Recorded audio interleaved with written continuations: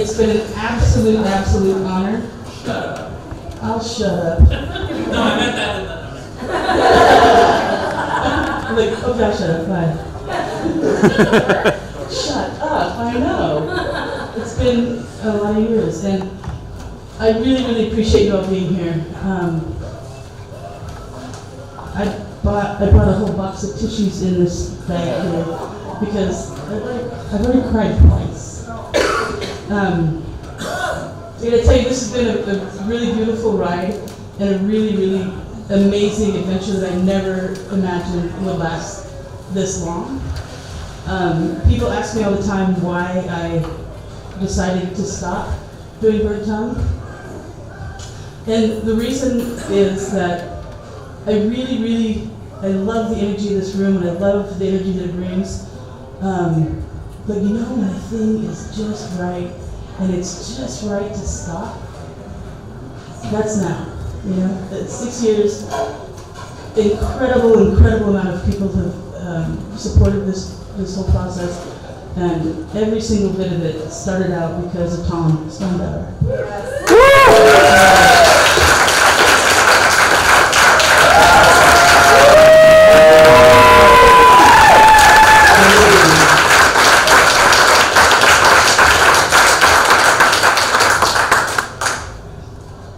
I don't know anybody in the writing community in Portland that I give a shit about that hasn't somehow been affected by Tom's writing, or writing of people that Tom knows, or Tom has instructed, or Tom has given his heart to. Because I tell you what, being in that basement for 3.5 years, that thing was all heart.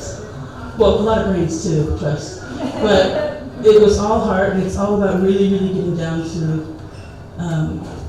writing from the body and the heart. And I never thought I'd ever be able to realize my dreams, and because of Tom and the basement and everybody in English writers. It put me in a whole new world, and out of the one that was killing me, which was social work. You know? So thank you all for being here. I'm gonna cry. So I'd like to start out by reading a quote, one of my favorite quotes from one of, I'm just going to read it, then you're going to know. A person without his or own truth ain't a person at all, I have said. Anybody who tells you different is a jackass and no longer deserves to be called a human being. From the man who fell in love with the moon.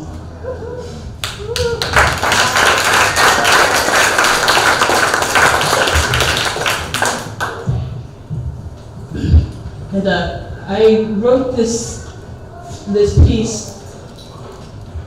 I usually write fiction, but I was in this class and I wrote this poem that is Idaho for me. And Tom and I are both from Idaho, and there's something about working and living in a place where you work the soil, and like I never worked the soil. Well, a little bit, but generations and generations and generations, my family lived on the river, ranch river people, river ranch people. And I've really been trying to figure out how to not demonize where I came from, and try to embrace it in a way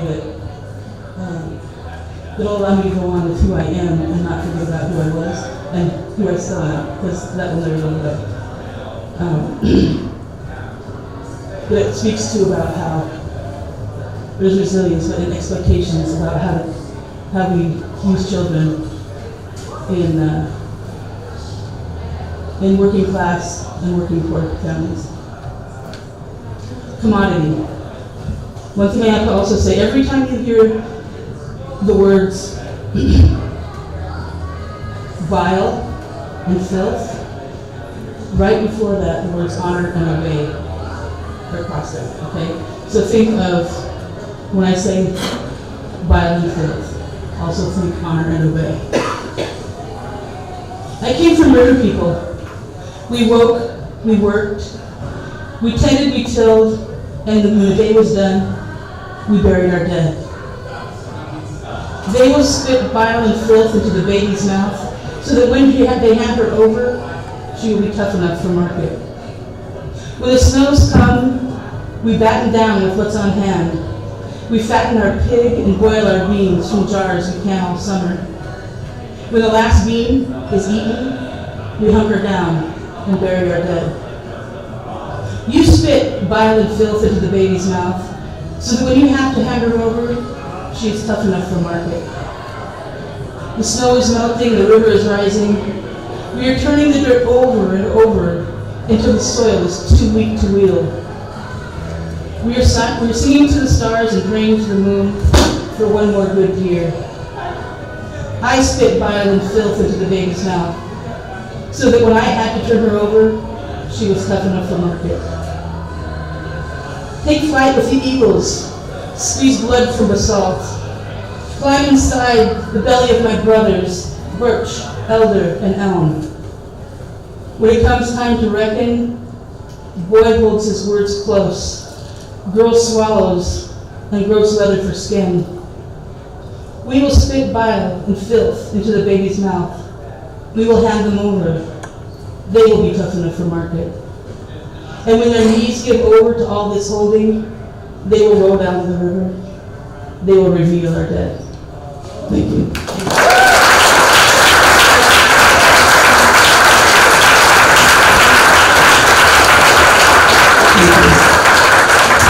Thank you, Tom. How are you? Thank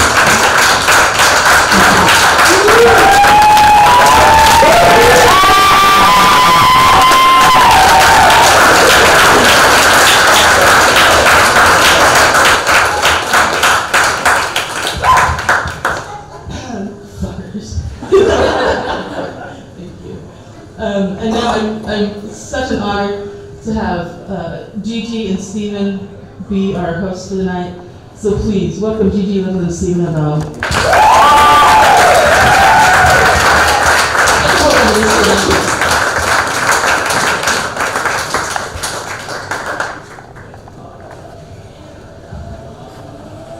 What do we need to say about the microphone? Oh, that's the only mic stand we have. So it doesn't go up or It's down? taped, so you have to just do it from the top of the fulcrum.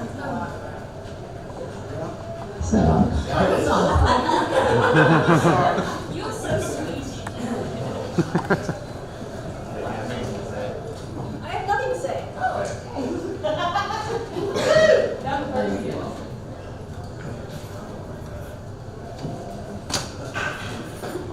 Well, pardon me, I have a cold and I feel like crap, but I got up from my deathbed because of Tommy and Tom.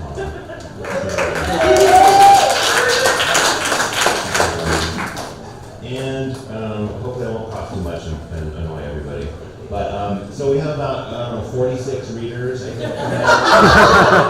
I think we'll just get right to it with our first reader, and I'm assuming the first reader knows that they are the first reader. Okay. A. Adams is chair of the Milwaukee Arts Committee, aka Art Mob, a contemporary artist and author from 29 Palms, California. As an artist, A has shown original digital art, film, and paintings in Southern California and across Oregon. As a writing consultant and lifestyle writer, A has numerous published works. Today, A is working on a series of paintings and digital media to complement the current novel in progress titled A String of Pearls. A. Adams.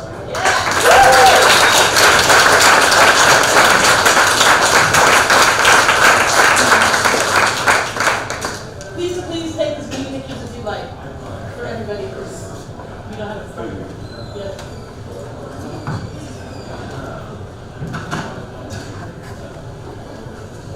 Hello.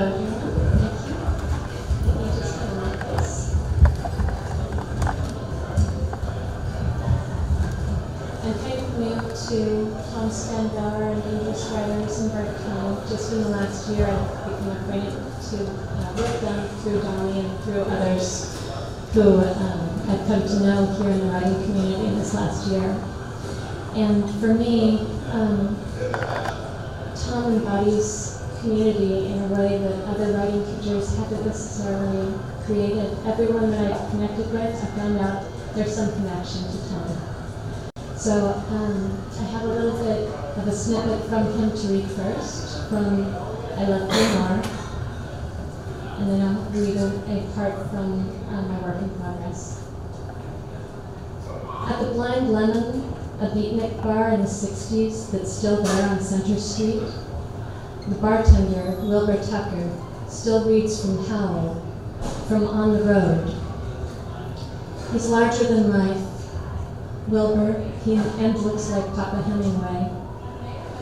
In the middle of the bar scene, 8 o'clock sharp, Wilbur rings the fire bell those 4 times, the whole bar shuts up. And he reads, I saw the best minds of my generation destroyed by madness. And he reads, because the only people for me are the mad ones. The ones who are mad to love, mad to talk, mad to be saved, desirous of everything at the same time, the ones that never yawn or say a commonplace thing, but burn, burn, burn. Community. 40-something books he's influenced into the making, and burnt tongue, right here. If it weren't for this, I probably wouldn't have come to know many of you and your work. When we find our community, we find a place where we just feel ourselves, a safe place, lovely, soft, and warm. I'll be reading to you from A String of Pearls. The piece is called China Berry Street.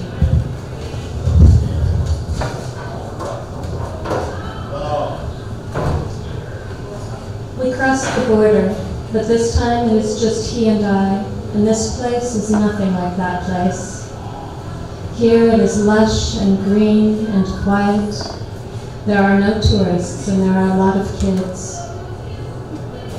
All of my exposed parts are as brown as they are. I look like them, but I don't know what they are saying.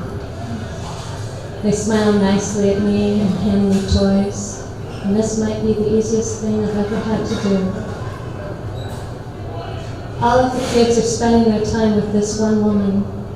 We are all doing parts of dolls, putting them together and packing them up. Her home is lovely, soft, and warm. She smiles tender smiles, sounds encouraging words. The walls are yellow, and red flowers decorate. Cool floors are stone. The windows are large and open. Gentle breezes coax delicate white curtains around, and the food she makes tastes like nothing I've ever had. Juices and tortillas and beans and sauces.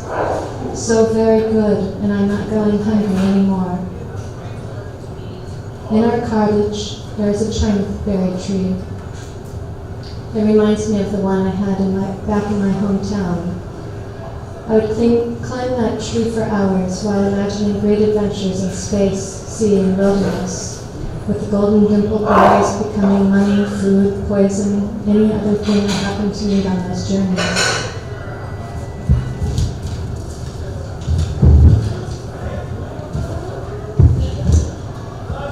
This one is smaller, scrawnier, and less deeply green. I climb to the topmost branches and I can see far down the valley and far to each side of me. There's a man tending his garden and an old woman with many children all around her. Older girls are grooming younger girls' hair and boys are kicking something back and forth. I see clothes on lines, rabbits in cages, dogs dashing about. I peer unashamedly into backyards, front yards, alleys, and windows. All around me I see the daily routines, the doting parents, supportive siblings, and I feel the pit of my stomach heavy and burdensome.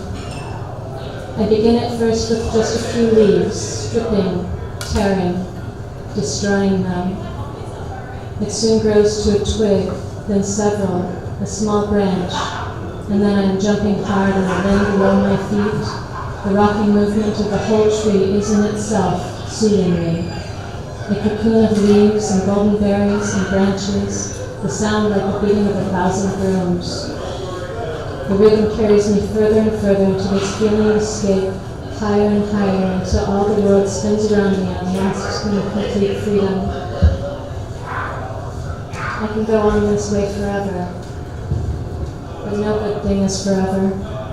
Below my feet, the wind gives into my relentless attack. I crash face down in the dust. I lay there prone, waiting for someone to pick me up, dust me off, tell me how crazy I am to be so reckless, tell me I'm grounded, tell me to go inside, to be safe, to be good, clean myself up, wipe away the tears. But no one comes. They never do.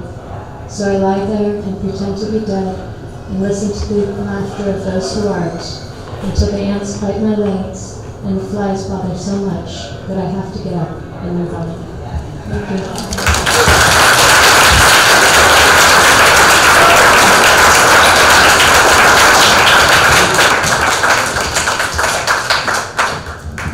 Thank you, Eddie.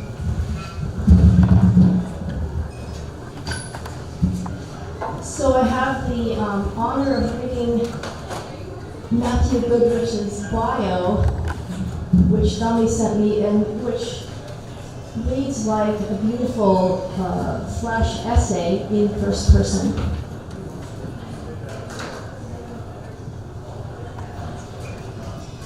The short version of who I was. I was born in 1957, May the 29th. And now I have no idea what numbers mean. I do not remember what the world blessed me with, nor what it has ripped away. I do not know, and I do not need to know.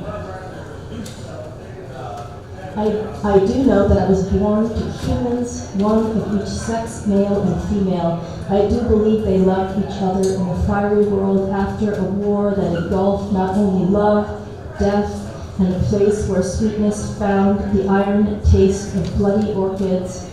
For the moment, they traded kindness. My family was left living in the winter colder than hell. They lived in a place where bodies do not rot, where ravens stayed fat for 1,000 years, and the horror in their eyes still reflect the cold winter of forgotten Russian ice. So at 3 years old, I made a pact with a wandering group of Vizsla dogs and their queen, a tattooed boy dog, from a long line of Hawaiian royal hounds with a hankering for all things tasty and a love for lost children. We built a Chinese junk out of our dream popsicles. Our tongues were stained brown by the time we built the first deck. We sailed to a forest of giant cedar. We found clams the size of small islands and elk as swift and cunning as mountain beavers back when they were sleek as elves. We learned to dance with bears and be wary of humans. We learned to sleep in winter and take time waking for years. We watched humans make berry wine and dye their faces the color of the sky. We grew claws. We grew everything we needed. Men came to my forest one day disguised as friends, took every animal, everything I trusted. They took places we reserved for pleasure and trust. Men took love and desire and they turned it to fear. I became so small I could not find myself. And then one day, the most beautiful creature I had ever seen found me sleeping under a strawberry leaf. I was so small and afraid I could only make tiny squirrel noises. And then a they, strong and pure, named Dami, picked me up, held me near to her heart, and whispered in a voice gentle as an owl wings. She spoke to all the others who carried my dreams when I could not. Mira, Jenny, Lydia, Anastasia, Sonia, fly. So tonight,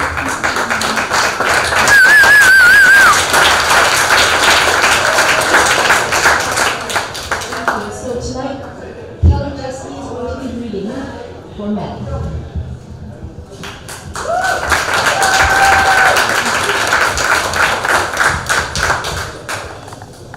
Water.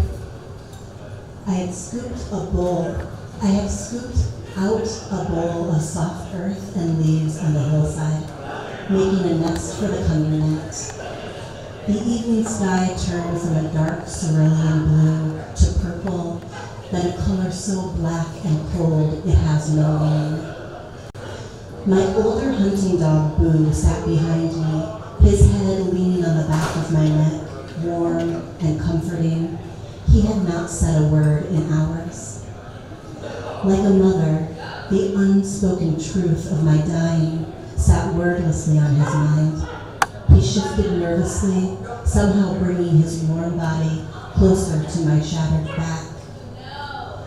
My female dog, Lele, worked our perimeter.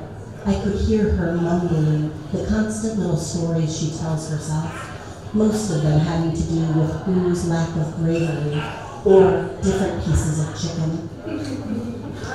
3 days earlier, I had gone where I should not have been, casting out deep into the ground, feeling the damp earth, searching for water. I had felt the pendulum in my soul pull so hard I was left untethered from self, my mind filled with opium dreams, and I stepped off the green earth into the dark underworld, cold and smelling of iron.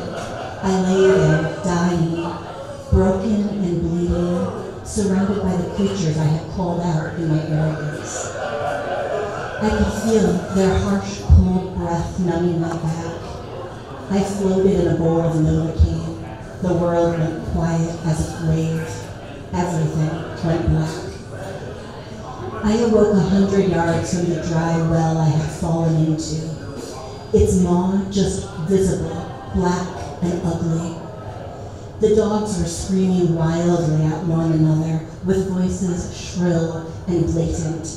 The one thing I could make out for sure was, "It is getting dark, we have to go." I got up to move, only to find I could not stand, and took my elbows and began to drag myself off into the forest, in hopes I could put as much distance between my broken body and that cold pit before night fell. I don't know how far I have crawled these last days. My limbs are turning black. The thirst and heat are unbearable. I have heard voices of the dead floating in the air, their stories playing out over and over, unheard but for the occasional small forest animal stopping to listen, and of course, those of us nearing the end of life who happen by. There is something out there in the night. I can feel it moving, dark, cold, and fast. It has been there just out of sight from the beginning. Only Lele keeps it at bay, and like me, she is tired and unable to move. I can hear her now scolding Boo for not helping her. He snuggles even closer, not responding. The wind has stopped. Only the cooling draft of mountain air moves slowly down through the trees, draping the smell of sandalwood like the silk of a spider's web. The trees have begun to dance and sway to some ancient rhythm, throwing out soft whispers in a language long forgotten. Only the stars light the forest, and they have started to fall like 1,000 fireflies struck dead by lightning, each one set ablaze and then dying in a flash. The pain is racking my body, then in a moment it vanishes. I feel the cold breath on my back and an icy hot sting down to my heart, and I am gone. I remember dreaming something had me by the neck, and I felt the warm breath of some ancient creature holding me like a gentle noose, spreading a warm numbness through my body. I was frozen in place. At first I struggled to move, but my limbs and my body had become stiff and cold. I felt a warm euphoria spread like venom from a snake. I relaxed, leaving the struggle behind. I began to rise and float above my still body, free from pain and free from thirst. I was no longer tethered to the wrecked body I had been dragging around for the last day. I was floating in the caress of 1,000 feathers, content. I looked out over the mountains and steep valleys under me, each plant and rock had its own halo lit from within, blues, greens, and purple glowing like moonlight. I was carried warm and safe out over the ocean so high that now land was but a small glowing dot on a shimmering and undulating sea of pure life. I was at total peace. I felt a cold nose on my face, and I was back, awake.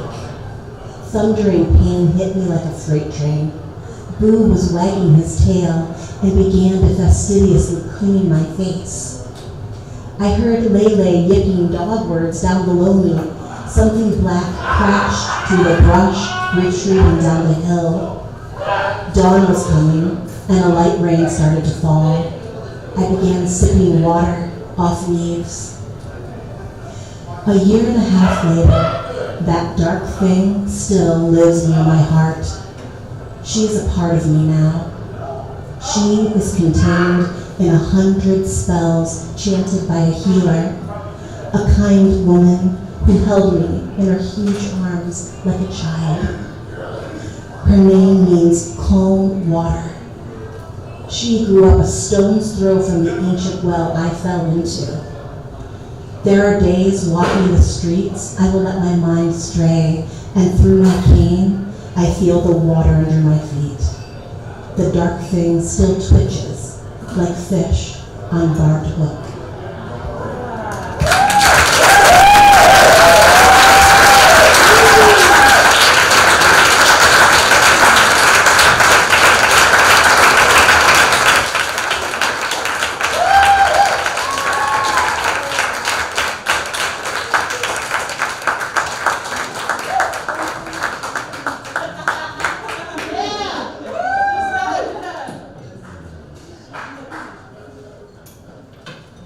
Katie Gwynn was born in Portland and spent her adolescence in the beautiful Corbett, Oregon. She was a mother, designer, and writer, wifey, flower gardener, art teacher, and lover of the female brainwaves and form. She makes art with every paint, graphite, ink, and textiles, and spent about a year writing for the Portland Mercury's late Mercury on Design blog, and has work published in Nailed magazine and the Manifestation. She holds a fine arts degree in apparel design from the Art Institute of Portland.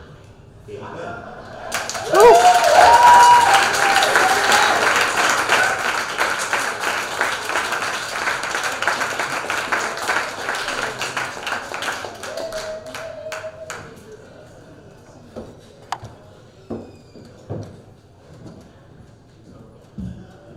Hi, I'm Katie.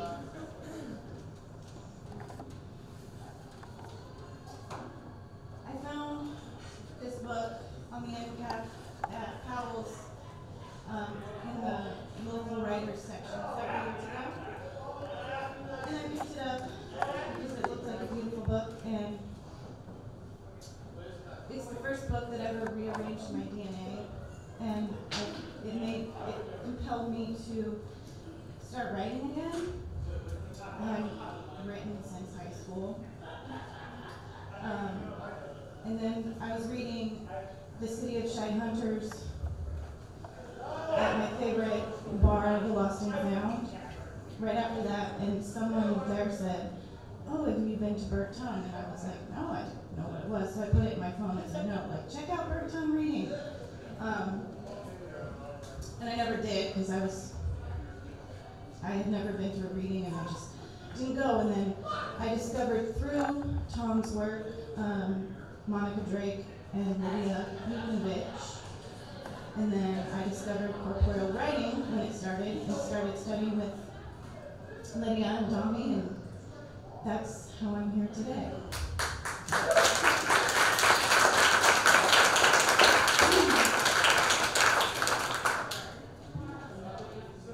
I'm really nervous, but I'm super honored to be here. The winter after, this is from the book, well, you can tell this, I'm old. The winter after Billy Blizzard, the winter I was in fever. What I remember was the sound of my breathing and my heart beating. I remember dreams I didn't know were dreams. Me flying high and graceful. Not a sound but wind, and if blue was a sound. Then I'd wake up from the dream, from the somewhere else, and I'd be laying out in the shed, or I'd be shitting blood in the outhouse, and somebody would be attending to me. For her, I don't know how to say this, sorry. I hope I say it right. Herdlika, Fern Herdlika, Ellen Fenton, Gracie Hammer, once it was Damn Dave and Damn Dog. Ida took to her bed too, and story goes, was as far out in the blue as I was. 3 broken ribs and a collapsed lung. I often wondered why me and Ida didn't bump into each other, us being both out in the blue. I asked Delroy Barker once why I hadn't bumped into Ida, and he said, did you call out for her? I said, no.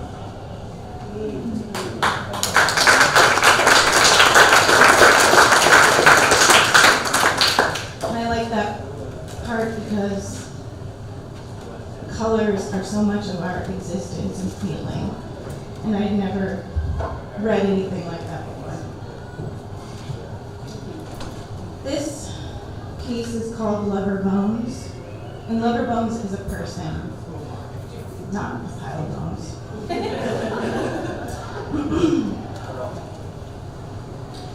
Rashy cheeks peel off to fly with dust. Eyeballs scatter, searching for her. My lover bones hums with honeybees.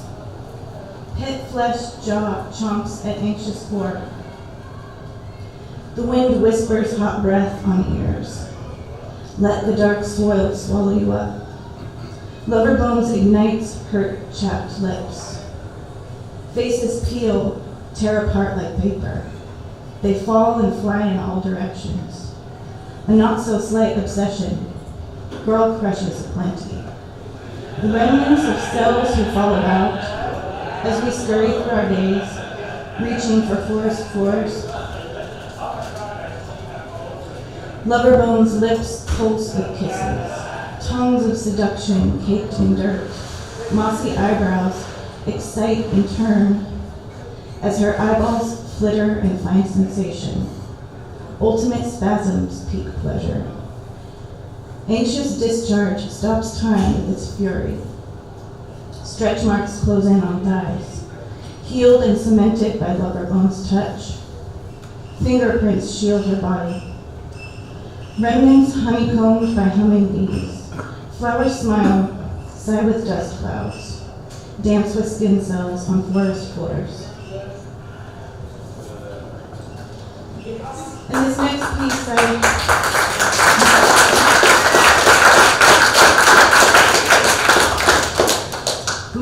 my mother's mother passed away in March, and I took a workshop with Dami and Ruth called Transmutation, where we learned how to make books, and this poem came from that. I see tears stuck in your gut.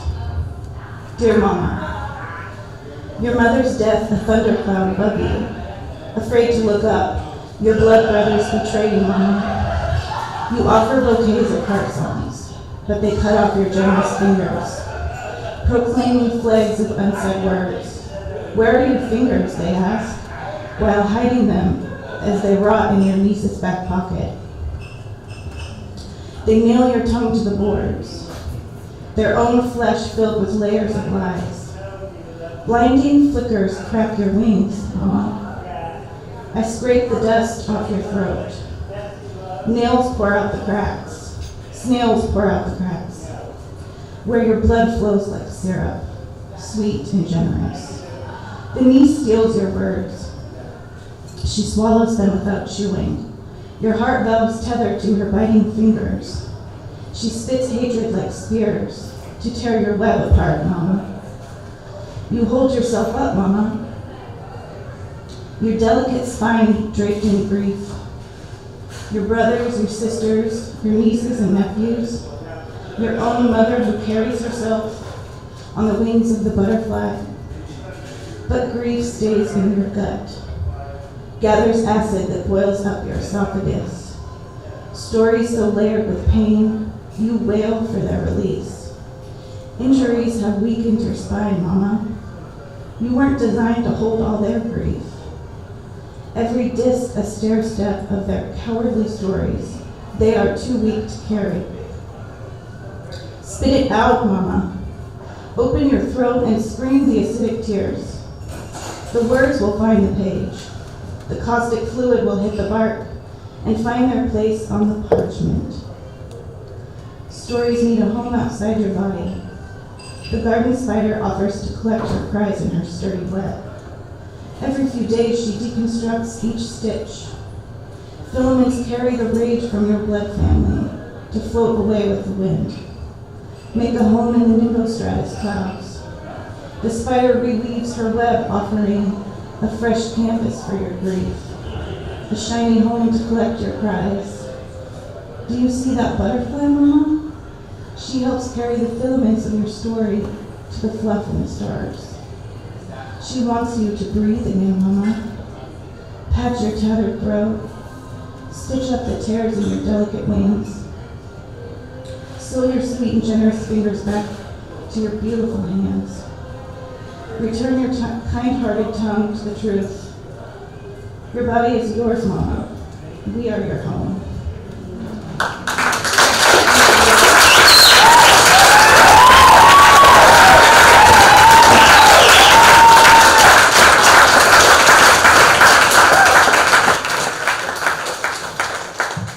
Thank you, Katie. David Chimeno's fiction has appeared in the Lambda Literary Award-winning anthology Portland Queer, Tales of the Rose City, Nailed Magazine, The Frozen Moment, Contemporary Writers on the Choices That Change Our Lives, Stephen O'Donnell's The Untold Days.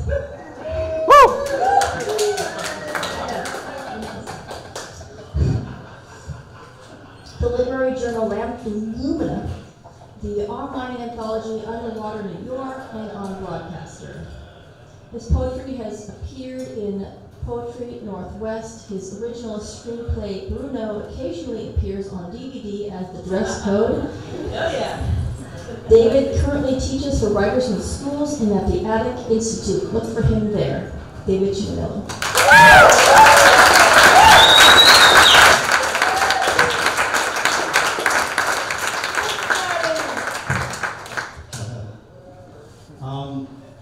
I initially introduced myself to Tom Spanbauer with an early version of these manuscript slices.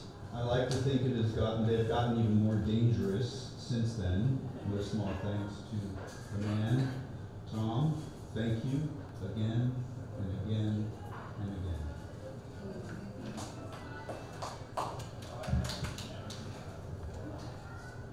Francis Anthony Mozzarelli was the cannoli of his mother's eye.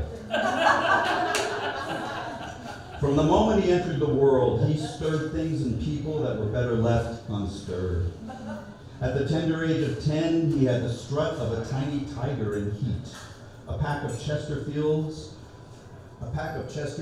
rolled in the short sleeve of his white tee, a pair of Filch Buster Brown lace-ups, spit polished, blue jeans as crisp as a virgin dollar bill cuffed around his ankles cleared a path only he could sweep clean. As a boy, he loved to stand behind old man Martinello's garage in the middle of the day and strike matches against the cement wall to light his cigarettes. It was especially good in summer when he could watch the heat carry the smoke up past the woodpile. Sometimes he burned bugs with the tip of his cig, watched them curl into themselves until they popped. It was a great place to get naked, sometimes alone, sometimes with others. He liked to swap a pack of beech nut or Curtis fruit drops for a playful peek into a buddy's pair of knickers or up a girl's dress. Sugar tempters did little to get pants or bloomers to drop, but nutty chocolate went a long way, especially Baby Ruth. When he was 15, the Roman Catholic Archdiocese of Passaic, New Jersey commissioned a portrait of Christ to be painted by artist and community leader Monsignor Petrocelli. It was the Monsignor's idea to place above the altar of St. Anthony's an 11 by 4 foot painting of Christ on the cross. It was Mary Mozzarelli's idea to have her son pose as Jesus.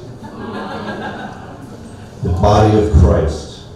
He could see the beginning of tobacco stains on his mother's fingers, small efficient hands with nails clipped like a man. She puffed on a cigarette and handled the clutch, never grinding the gears. She didn't say much. Mostly she held the big steering wheel at the bottom. She had the eyes of an eagle, a bird of prey, not a feather out of place. She prayed all day. She set her hair herself after sanitizing her scalp with tiger balm. She didn't like religious icons. No Christ on the dash. She wanted it bare. The orange October sun glinted off the tip of the auto's hood. The blinker click-clacked, and they were at the church. Brakes moaned, car doors creaked open and closed. Mahogany-colored chestnuts populated the pavement and grass. As mother and son walked, they kicked them from the crows. Precious nuts. Ha, you ain't getting any of those. The tops of the trees waved, more nuts fell. The tail of Mary's kerchief flapped behind her like the tip of a frantic flame. A nut hit the pavement just to her left, 9 inches to the right, and it would have hit her head.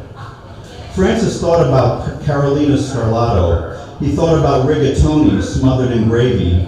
He thought about someday sniffing up Bella Donna Marie's ass. He thought about his 17th birthday, just 4 days away. At the rectory door, Mary rapped on the stained glass. She looked at her watch and Francis adjusted himself. They both wanted a cigarette real bad. More wind. This is fucking ridiculous. We haven't got all day. Hello, Mary yelled. Hello! From inside, the snap of a lock. Francis thought he heard an angel scream. He looked up in time to see a lone crow shriek and unfurl its black wings. Thank you for coming, the old padre said as Mary pushed her son inside. Yeah. The kid was tall for his age, getting bigger every day. A foot taller than his father when he died, God rest his fucking soul. It wasn't murder, Mary whispered. It was suicide. Down a long corridor, angels everywhere, shrouded marble saints, teeny heads carved out of maple peered down from corners, stained glass blondies, Aryan youths with wings 20 times the size of an eagle's unfurled, votive candles trapped in cherry glass, too many cobwebs, a dead spider crunched under someone's foot, cleanliness next to godliness. The place was fucking spooky, but nothing scared Mary. No way. She was thinking about what to make for supper. Maybe linguine, maybe rigatoni. This way, echoed the priest. This way. Thank you for coming. Please follow me. The room they entered was as big as the belly of the church and just as cold, dark and stinking of old papers and mold. The priest scraped an old torchère across the concrete floor that went on for days. Long brass body, milk glass shade, the color of the old man's cataract eyes. Snaking cord frayed, powerful bulb. He was dying to know if the boy was circumcised. Suddenly, lots of light. Mind if I smoke? Mary struck a match on the window frame, chipped and peeling evergreen paint. On the other side of the glass, a weedy courtyard, a statue of the Blessed Virgin, arms beckoning over a silty bird bath. Tweet, tweet, little fuckers, who had time to frolic in the waves anyway? Birds, that's who. Francis didn't have to be told what to do. He knew Christ was almost nude, smart kid, who had time to worry about clothes when they were being nailed to a cross anyway. He quickly shucked his socks, then his jeans, and pulled his shirt over his head. All that was left was a crocheted jock strap, what an artist might refer to as a posing strap. Where the hell did the kid get that? Fashioned by a friend, a little bird of a boy named Torelli Lombardi, who knew Francis was meant for Michelangelo. Meaty thighs, calves knotted at hard, feet Magdalene would have kissed before bathing, taut waist, laddered stomach you could bounce a coin off of. On either side of his hips, skin divots like rivers floating down to the woolen jewel case. The priest narrowed his eyes and took the young man in. In a flash, he saw over the boy's left shoulder the cherubic face of a heavenly baby, like Carlo Crivelli's The Dead Christ supported by 2 angels. Over the right shoulder flashed the puss of a smiling young woman about the young man's age, one tooth missing in the side of her streetwise smile, more beautiful than she was ugly. But mostly he saw the boy's delicious nakedness, the nipples, those divots, the stomach, its sharp ripples. He crossed himself and glanced over at the mother, and she winked, the two of them, guilty as sin. The canvas the priest had stretched was the size of a picnic table, enough room for a tortured image to sprawl, nailed limbs and all. Mary stamped out the last of her lucky. She craved a cup of coffee. Purse open, no more cigarettes, teeth itching, stomach bitching. She was up before the first tube of paint was even squeezed. On her way out, she bussed her son on the cheek. Dinner at 6. Rigatoni con pulpatine. When he stuck out his tongue and panted like a dog, she patted his face with her glove. Make sure you're a very nice boy, my love. Francis gave his mother a sly smile. Always, always hot, the old woman cackled as she walked away. When the door to the studio slammed shut, the old priest positioned Francis against the wall like Christ on the cross, arms wide, head down, head tilted to the right. The boy held the pose, his crushed pouch hanging, his crocheted pouch hanging far too low. Should I let it go? As he approached his paints, the old padre's hand shook, unholy desire fully exposed. Outside, Mary kicked a few nuts on the way back to the car. Inside, Francis let the pouch drop. Outside, Mary gunned the Cadillac away from the curb. Inside, Francis opened his legs. Outside, Mary took a hard right onto Broadway. Inside, Francis bent the priest over. Outside, Mary's car stopped at a light. Inside, Francis lifted the priest's cassock. Outside, the light turned green. Inside, the priest's face turned red. Outside, dust fell. Inside, the priest fell. Was Christ circumcised? Who cares? Very nice. Very nice.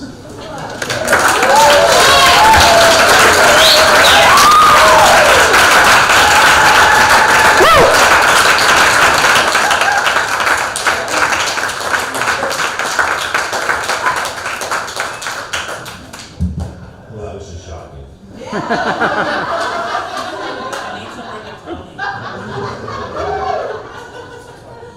Shannon Brazil has been drinking the DW Kool-Aid for nearly 5 years now.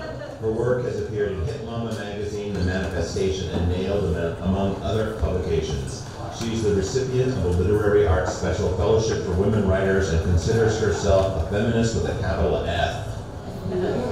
She's performed on stage in Boston, New York, LA, and locally with the Mystery Box Show, Dance Naked Productions, Readers, Repertory Theater, etc., etc. If you're averse to small talk and or prone to TMI, feel free to visit with Shannon after the show. There's no Shannon Brazil.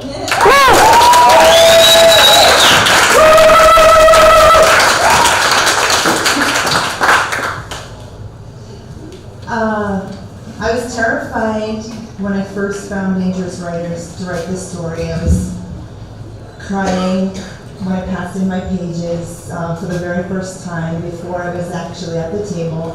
And Tom put his hand on mine and he said, Shannon, you're writing about a snapshot of a moment in time that no longer exists. It's your art and you must write it. And so I did. I wrote a whole novel, and I would never have written that without Tom.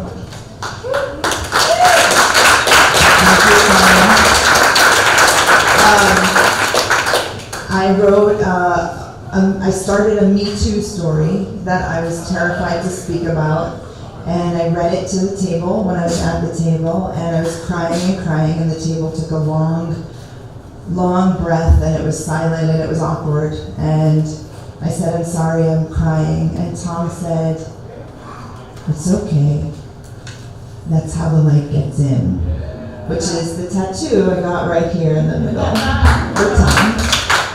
Thank you, Tom. Anyways, this next thing is a new work. It's experimental. Put $1 if it's related to an apology in any way. It's right there for the jar. It's also in italics, the first part of it. I would do that. I don't have another $1, but I'll see you after. Okay. If I could go back and do things differently, if I could keep my distance, say nothing, do nothing, feel nothing, I would still put my hand in yours.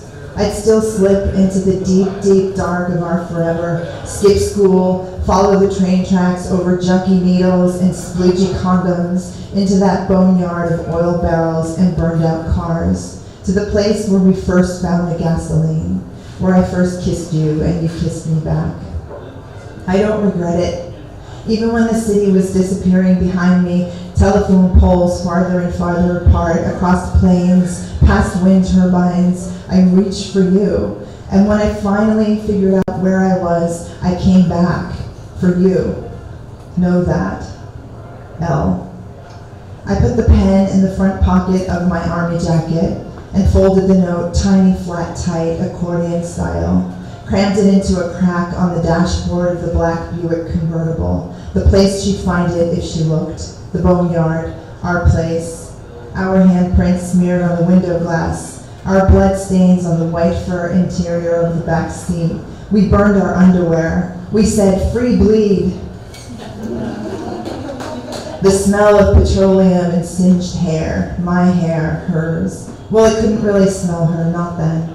My fingers, where the vinyl roof sagged loose from the frame, truth rotting outside in every direction, in heaps and hills, till there was nothing left of us but lore and plastic. Miles of fucking plastic. We made a clearing around the Buick and hid the clearing with milk crates, water jugs, takeout containers, walls of American garbage. But there was poetry in it too, the way the sunbeams pushed pinholes through our junk lattice. Squeaky coils under my butt, loud with the bounce, our sex noise. I snorted and my shoulders went jumpy because I forgot the sound of my own voice. Hoarse, hadn't talked to anyone in a while, a week, maybe longer. In the visor mirror, I couldn't tell what color my hair was.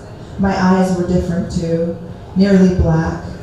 Funny how things like zits or grades or who you do or don't crush on doesn't much matter once you've done things you can't take back. My body wasn't 15 anymore, and at the same time, I'd be 15 forever. Everything in the glove box was the same, the flare gun, the rope, the lighter. They'd say it was premeditated. It wasn't. It was staged. There's a difference. Staged like a play, like an option, a movie option. Did I tell you we built a loft out of scrap wood and pallets? How we climbed up there and we could see all the way to the west coast? How the trash fields became an ocean. And the ocean was the color of funfetti, rainbow sprinkles, beautiful in sun or under stars. It didn't smell of dead curdles then, it smelled like her. Hashtag, this is what happens when you fall in love with chaos, floods, fires, the big one. Hashtag, boom, I learned how to fill Frappuccino bottles with gasoline. If not gasoline, motor oil. If not motor oil, dish soap, the liquid kind, sometimes alcohol, if we were lucky. Millions of throwaway coolers, so we never ran out of styrofoam corks. And C taught me to throw. Use your anger, she said. Aim with your teeth, not your eyes. And maybe I was gonna throw up. Head down, quick gag, my hands on the dash. No crying, I told myself. And that's when it came. Her scent. One thin ribbon of smoke and skin. If I concentrated, I mean really concentrated, closed my eyes and opened my lungs, the smallest trace. Lilac, fire. Hashtag, wish you were here. And all the guts in my heart, the soft squish of muscle torn up and squeezed out, blood sore, empty. It was time to finish it. If not with her, then for her. I aimed my teeth home.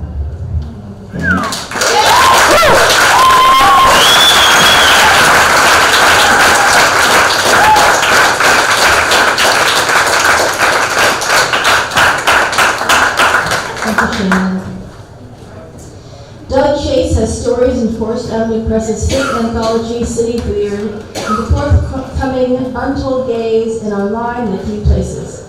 He is a fellow at the Attic Institute's Athenaeum program and spent 5 years learning most of what he knows about writing in Tom Spanbauer's Dangerous Writing Workshop. Doug lives in lovely Toledo, Washington, with his truth-telling wife, Tracy Trudeau, and his very placid poodle, Matilda.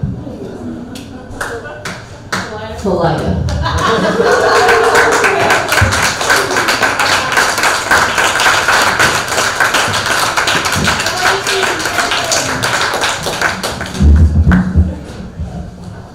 I'll have to do the best I can with this very short mic. Thank you, Dami. Everyone. This is, I think, the 11th or 12th or 13th bird tongue that I've read out. I'm going to read a very short excerpt from my novel, The Last Two Hippies of Hamilton High. And then a paragraph from Thomas Spanbauer's book, I Love You More.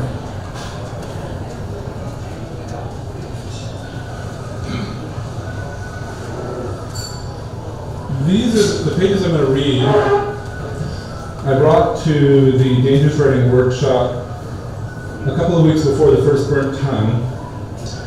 And I had a phrase in there that sort of set off a heated discussion, a debate. I'm not going to tell you the phrase, it's actually gone from these pages. It left in later edits. But there was a very heated debate, and I ended up writing a little rant about it, and that was the first thing I read at the first burnt tongue. So what I'm going to read now is the actual pages that I ranted, that the debate came from. My book takes place in 1973. It's a story of a triangle, 3 boys in high school in 11th grade who take a hitchhiking trip during their winter break from where they live in Los Angeles to Big Sur and back. This takes place near the beginning of the book before they're on the road, a couple of weeks before they're on the road. The narrator, Michael, is in his science class a couple of floors above the quad, and he looks down and he sees his friend Red and that third boy, Tommy. And this is right in, sort of cutting into the chapter. Red, down in the quad, going to kick someone's ass. I run out of the room, taking the stairs the fast way, balls in my feet hitting steps, each step hitting my headache, down to the ground floor and out the doors, and just out of my way assholes to all the kids in front of me, and everyone moving much too damn slow. Stepped in front of Tommy, basketball move, blocking him out, up in Red's face, his eyes, shine of sweat like he woke up on the wrong side of the bed, or didn't ever get to bed, his breath stale with coffee. I'm here, that's what I wanted to say. I'm here now, tell me what happened. Sinus is tight, every breath is pain, and suddenly scared. I might say something wrong, set him off, really mess things up with him. Tommy behind me, his slacks whipping, thick thighs rubbing as he stepped around, his face next to Red, his blobby face, but I looked at Red, tried to read the clues, things I used to be able to figure out in a second, but I was stupid that morning. Red, I said, what? The way Red said what, the way he squinted at me, the noise around us, visual, peripheral. He took in a breath through his nostrils and held it, and he grew in front of me, stood up straight, chest getting big. The way he said what. It was, what the hell do you want? What the hell are you doing here? Get the hell out of my face. Hot and cold, my head, all that Red and me used to do together. How we talked about Martin Luther King and Jesus and the Mahatma and turning the other cheek. My headache pushing hard like it was trying to break through, and all I could think was that moat Tommy standing there next to Red. Red was so beautiful, angry, but his body and his limbs and his head all together, like an actor or a dancer. I wanted to take his hand, feel the tautness of his fingers, the dryness of his skin. Red's hands were like dry powder. When we shook, I always wanted more time to figure out what the texture was. I was mixed up, scared. I wanted to take Red and walk him away from the quad, from all the kids, from Tommy. Then I did this crazy thing. I don't know why I did it. My headache and Tommy and the way Red said, what? maybe. But I brought my arms up and shoved Red a two-handed shove in his puffed out chest, a jolt of contact pushing hard and fast against the pecs under his shirt, and he stepped back and brought his foot up to my balls.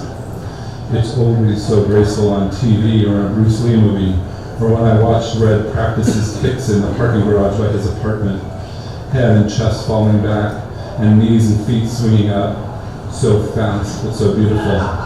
Fast but slow motion. This time too it was slow-mo, but I was frozen, couldn't move an ounce of me. Red's eyes wide as his head bobbed back, and I thought I saw surprise in his face. Black belt reactions turning me sideways into the quad.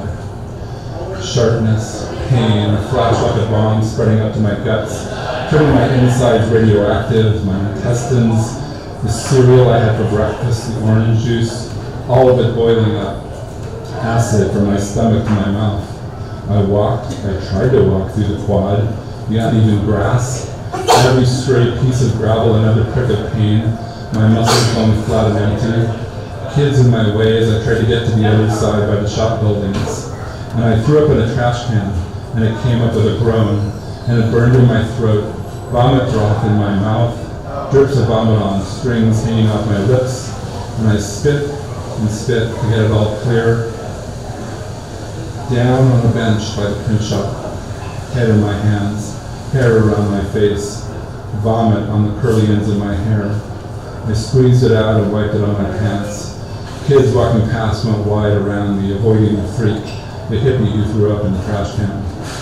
My headache was gone, and my anger and jealousy with it. The pain in my balls pulsed slow and heavy. Whatever war my head had been fighting was done in by Red's kick. It was done in. I knew it was the end of my friendship with Red. I didn't have any fight left in me.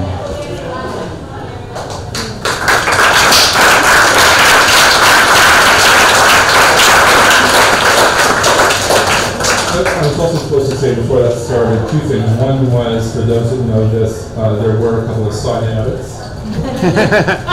Okay, inside joke, sorry. And also that was the thing that came after the thing that came before.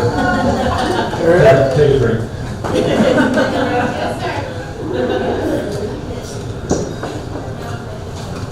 Tom Standauer was my teacher. He taught me by the way he could put his own heart and life into his words on the page. He taught me that you can go to the very darkest part of yourself and bring it out, and it's very scary to do that.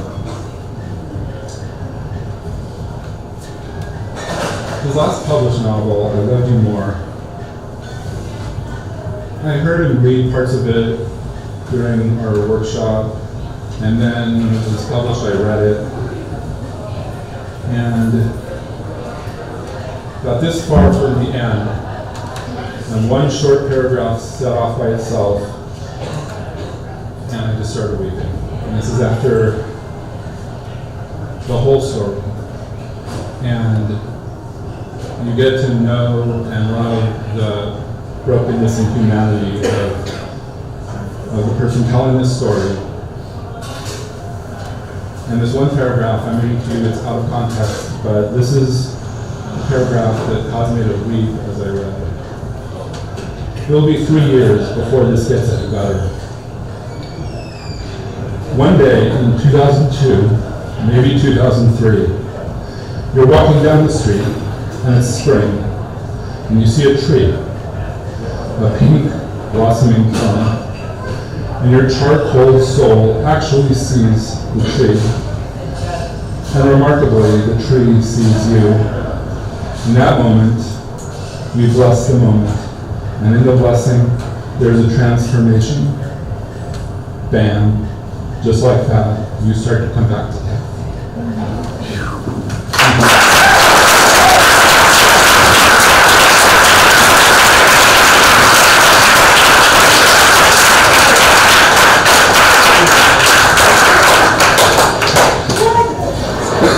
So our final reader for the first half, before we take a short break, and then the other 15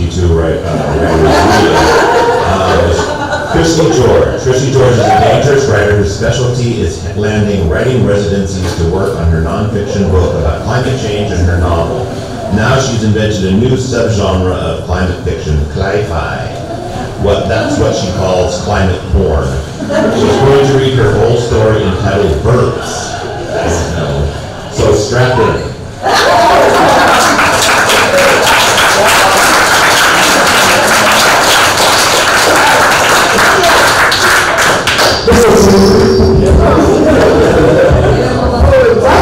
Disability relate differently in one way.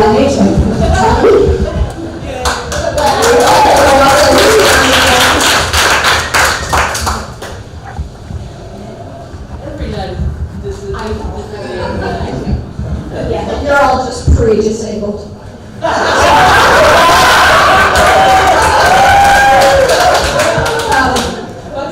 I was just going to read one sentence, but maybe I'll read a little bit more from Faraway Places, which is Tom's first book. I hope you've all read it. It's very short. Easy. So when I was first studying at Tom's table, I had a little trouble with going on the body, and we still do. But he suggested that I take this book, I think, and just write what he wrote in my own handwriting, write it out. And I did that, and I did find that really helped. So here's what I wrote. The moon was full, and it was the February that it didn't snow.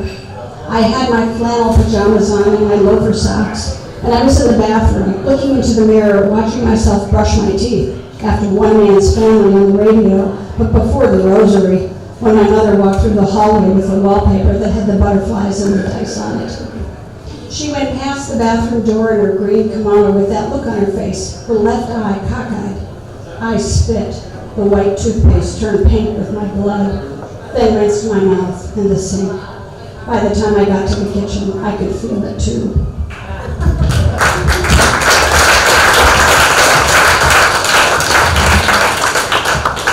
The opening line is just fabulous. So this is, I checked this with experts. This is the first piece of climate porn ever written. Because it's really hard to explain climate change to people, they really don't get it. Okay. There was really nothing wrong with our marriage when Bob and I decided to do the swinging vacation at Taste of Salt.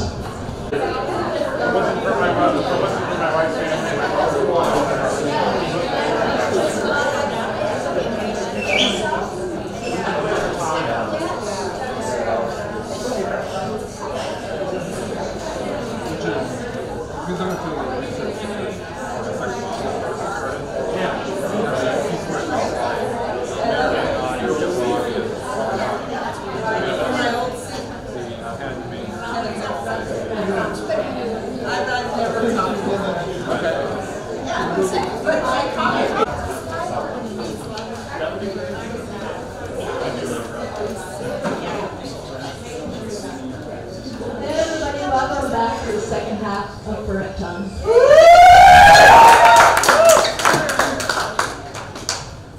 I had a little piece of Tom's work to read, a tiny, tiny piece that was one of the first things that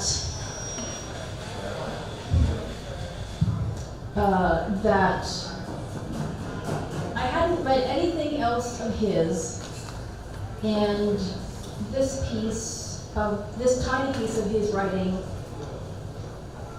felt like the realest thing I'd ever heard, I guess, and so I'll read that first. It's from The Man Who Fell Down. The grass was green, and in some places very green, and growing all over were yellow flowers, and the orange Indian paintbrush flower, and the purple ones that stick up. That's the coolest thing I ever heard. The purple ones that stick up. That's beautiful. So, I get the privilege of reading a piece of Tom's writing that comes from The Untold Gaze, which is Stephen's book of his writing paired with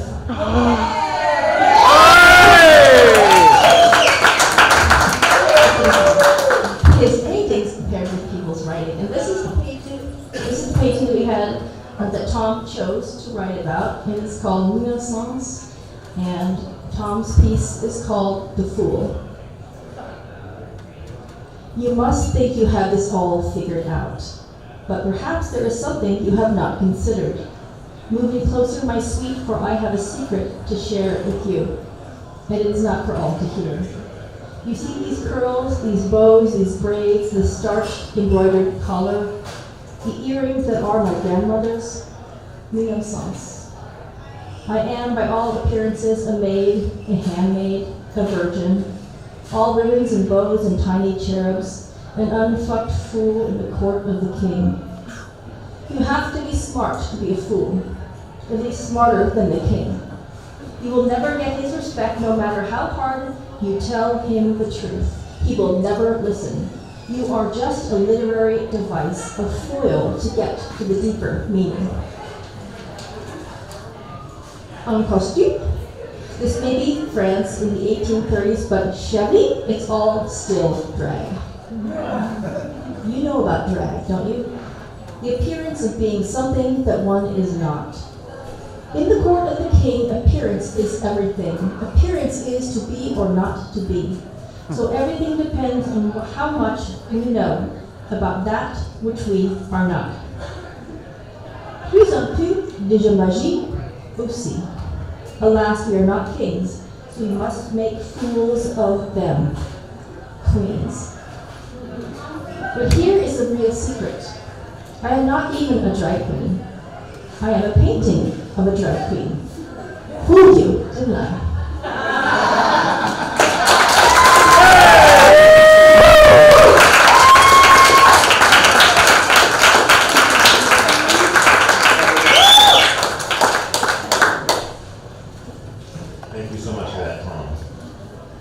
Krista DeBacchus Price was born in Springfield, Massachusetts. She lives, teaches, teaches, and writes in Portland, Oregon. Krista is a former dangerous writer and currently in the Body of the Book workshop with Lydia Yuknovich and many fine writers. She is a frequent reader at the Burnt Tongue series and has published in Nail magazine, Ink and Voices, and A Class That Fell in Love with a Man. She is closer than ever to finishing her book, Teaching a Love Story. She has 2 children and 1 husband. Krista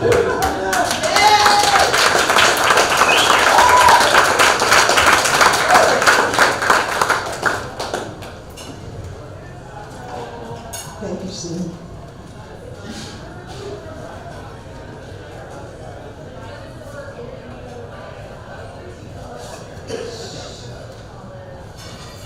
I got a new sweater.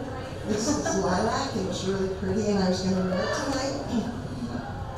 But the Portland Thorns, the women's professional soccer team, had a playoff game today.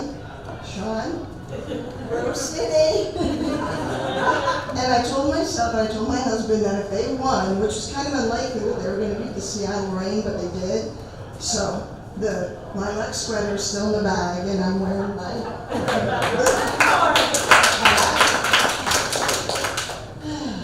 Okay, so I'm not going to talk about Tom just yet because I'm going to read something that I wrote about Tom a while ago. But I do want to talk about something else. We have a wonderful writing community. We really do. And I'm so grateful. So appreciative. But at the end of the day, there is still a little bit of a hierarchy when it comes to the writing community. And there are people who get consistently invited to submit things and to do readings and to participate. And I understand that, and I totally understand that. There's a lot of people who are so much more talented and work so much harder than me. And I get it. But do you know who doesn't get it? Donnie.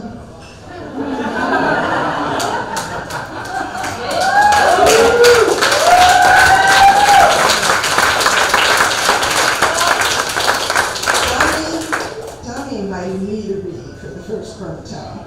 And then she invited me to read again and again and again. I like to joke that I'm sort of, at least I was sort of, the burnt tongue house band. I got to read about my children, who are now young adults.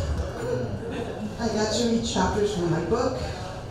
I got to read David Chimanillo. I got to read that little flash fiction novel that he had us write.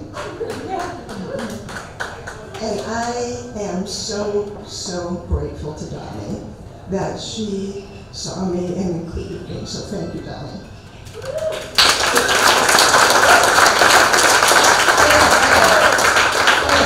There was that one other thing that I wrote. You remember about? I remember. The Brazilian wax that I mean, my narrator got. Yeah.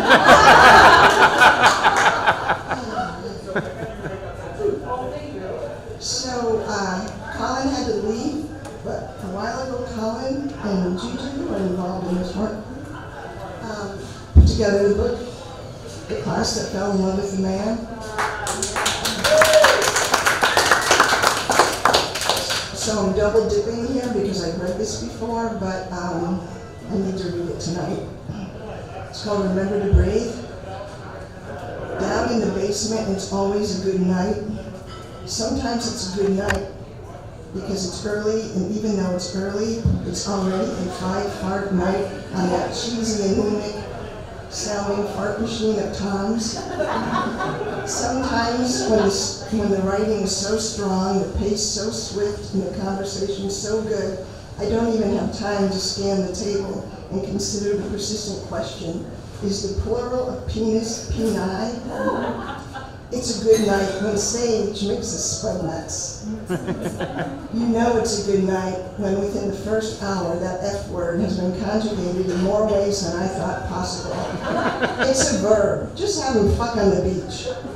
It's a noun, the guy's just a dumb fuck. It's an expletive, oh fuck. It's an adjective, just write the fucking thing.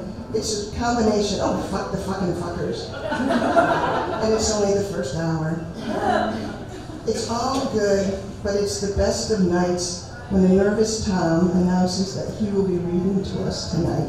Yes. He chews at his thumbnail, waiting his turn, creaks his creaky office chair, and tells us he's a little scared, hands shaking, closes his eyes, glasses off and glasses on, rubs his temples like he's shaking something loose.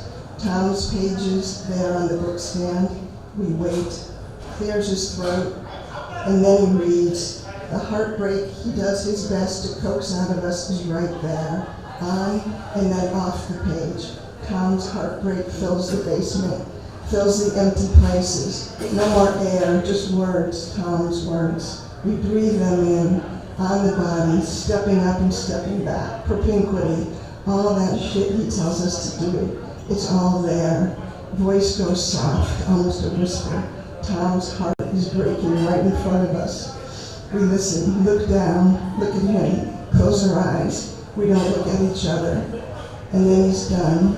Silence, and the air is back, and we're trying to remember to breathe.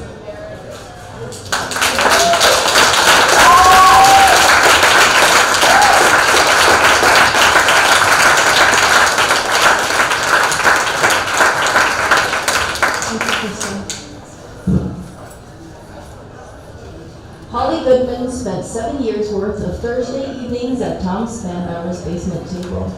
In that time, she listened to dozens and dozens of dangerous writers read thousands of pages and wrote a few pages of her own. Along the way, some of her pages found a place in the wider world. She is grateful for every moment and every person who shared those Thursdays. They were always the best part of the week, and the big chunk of her heart will forever live in them. Holly Goodman.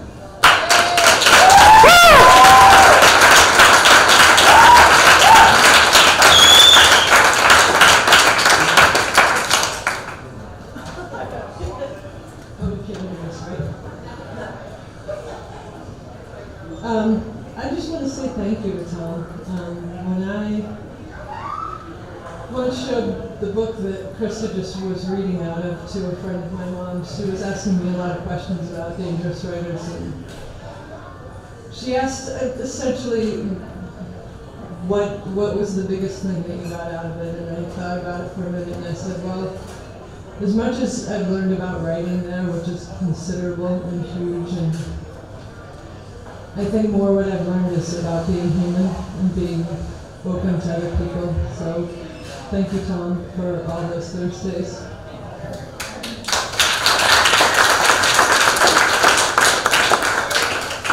But I never really learned how to use my printer very well. So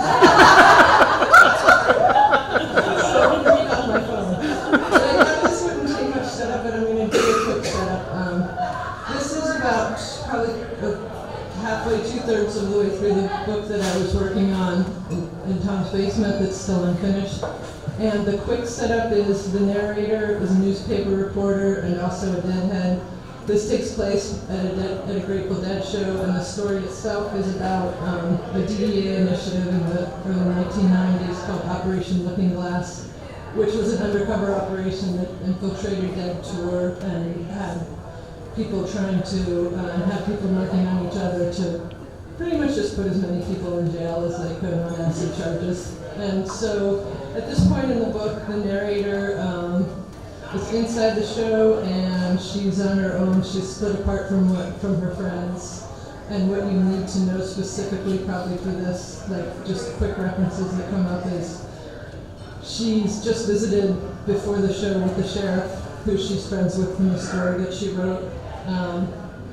And she and her friends have exchanged rings, and she's wearing her friend's rings, and the last thing you would need to know is she's writing the story she's writing because one of her friends, the character named Snacks, was actually netted in all of this and had been arrested himself and is out for years at the show too. By set break, I danced myself way up the hill. The sky was more dark than light, and the wind was gone.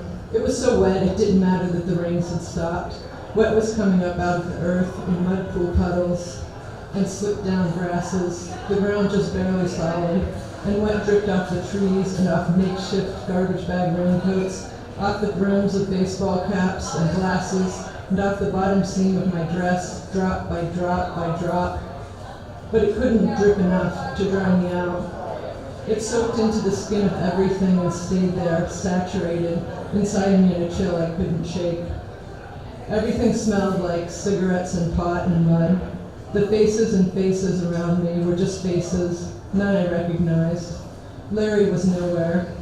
Strangers crowded up and down the hill in every direction, everyone stoned and soaked and starting to drift apart. I wanted my friends the way it suddenly hit you, something is missing. Oops. With the rain gone and the music stopped, there was just the sound of thousands of voices. I grabbed a cigarette from my hip pack and lit up. How those smokes stayed dry enough to light is beyond me, but they did, and I gave thanks. I wanted to breathe the flame and fire and warm right into my bones. My feet were so cold between all the wet and all the acid, I couldn't feel the edges of me. I didn't know where I stopped and the mud started. It all ran together. My shoes were MIA, gone. Even if my sandals had been right next to me, there was no finding them. It was only getting darker. It'd be full night before set break ended. The cold just about froze me sober, but that was a trick. Simple sleight of head. The way acid can fool you into thinking you're clear right in the deepest part of a trip, then turn you inside out all over again. Everything would look and sound straight for about a breath, normal as 1950.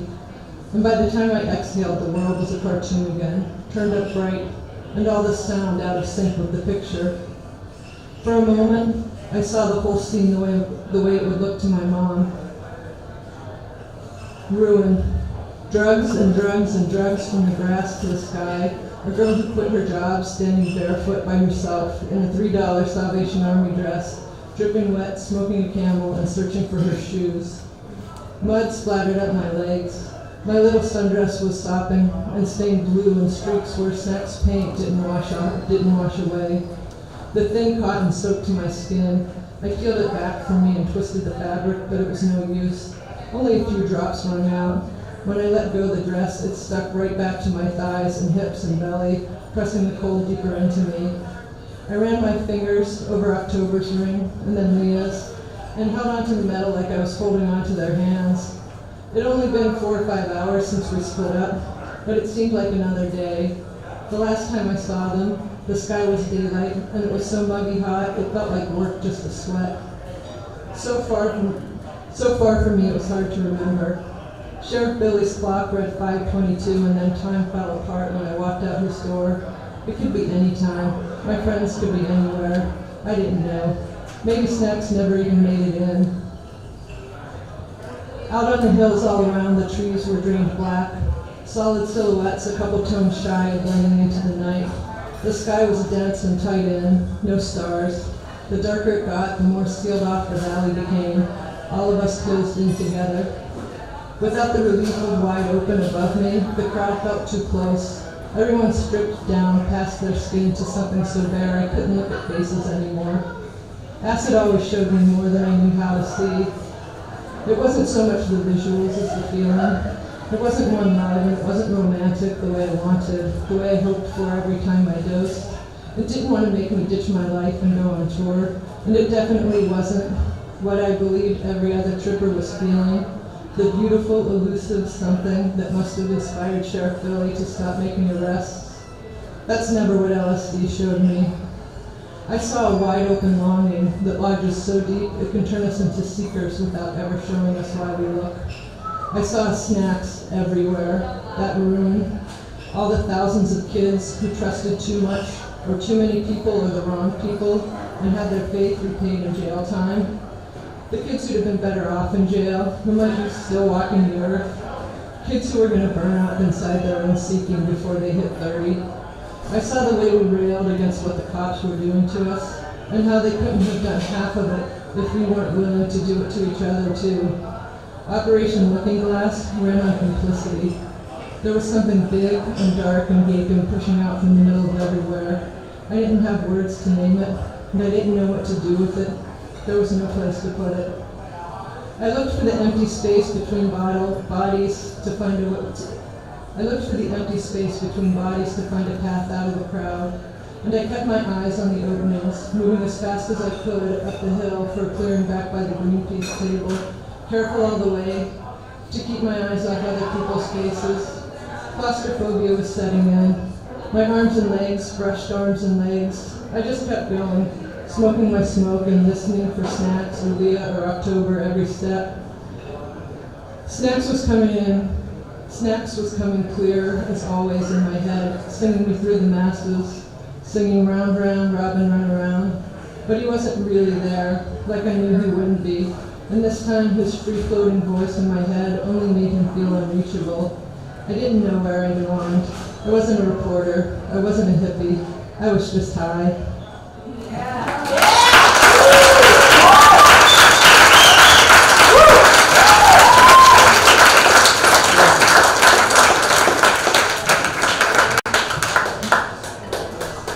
Melissa Lind is a single mom, writer, grief specialist, and death doula. She writes to save her life from all the hard and all the messy. She is co-founder of the nonprofit Grief Rights Foundation and curates the Grief Rights Reader Series. She is currently spending more time chronicling the adventures of online dating in a series of well-followed Facebook posts than she is spending writing her grief memo. She didn't make it to the table before Dangerous Writing disbanded, but she will always sit in Pond Scum with pride.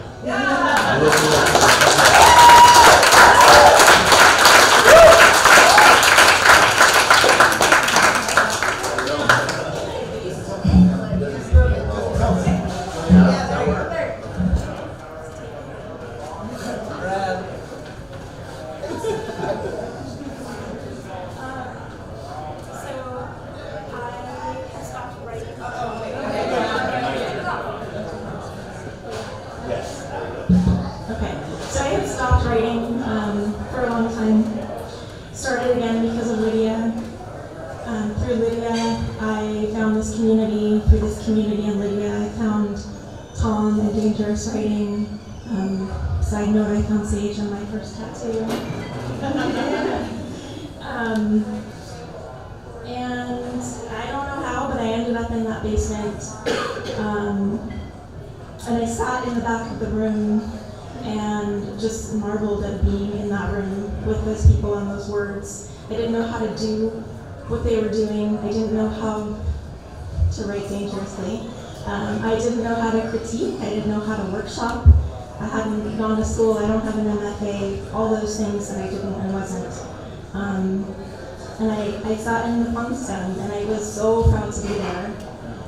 And I never had the confidence enough to try to move up to the table before we disbanded. And I go back and read some of my writing from before, and I'm really glad that I didn't have the confidence to show anything. But it's great because then I can look at what I write now and what I've learned from the dangerous writing community, and it shows. So I want to thank Tom and Sage and Dami and everybody in Dangerous Writing for, I came out of that with teachers and mentors, with editors, with critics, with friends, and this community that has been the running theme throughout everybody tonight. So I did the thing where you have something you're gonna read, it's all set, and then you say fuck this, and you scrap it. Because I wasn't already nervous enough to read here in this space as it was. But I did that, and I picked another piece that is still the shell of a piece. And I picked kind of some snippets from it that will set up the framework of it.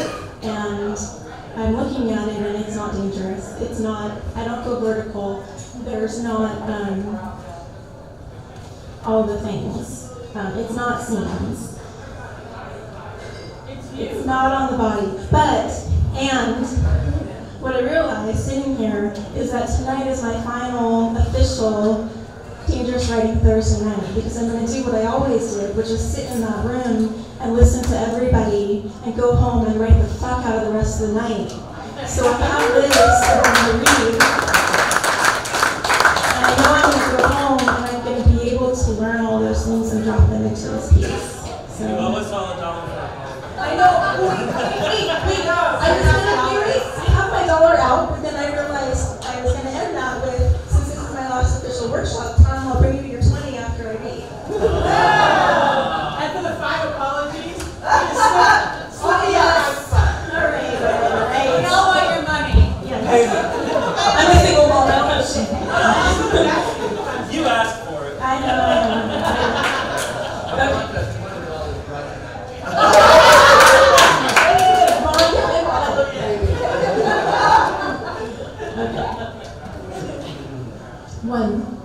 10th grade. My first year in high school, because 10th grade was still the first year of high school, and 9th grade was still middle school, and middle school was still junior high. Junior high was private school and itchy uniforms, and I was one of 12 in my grade.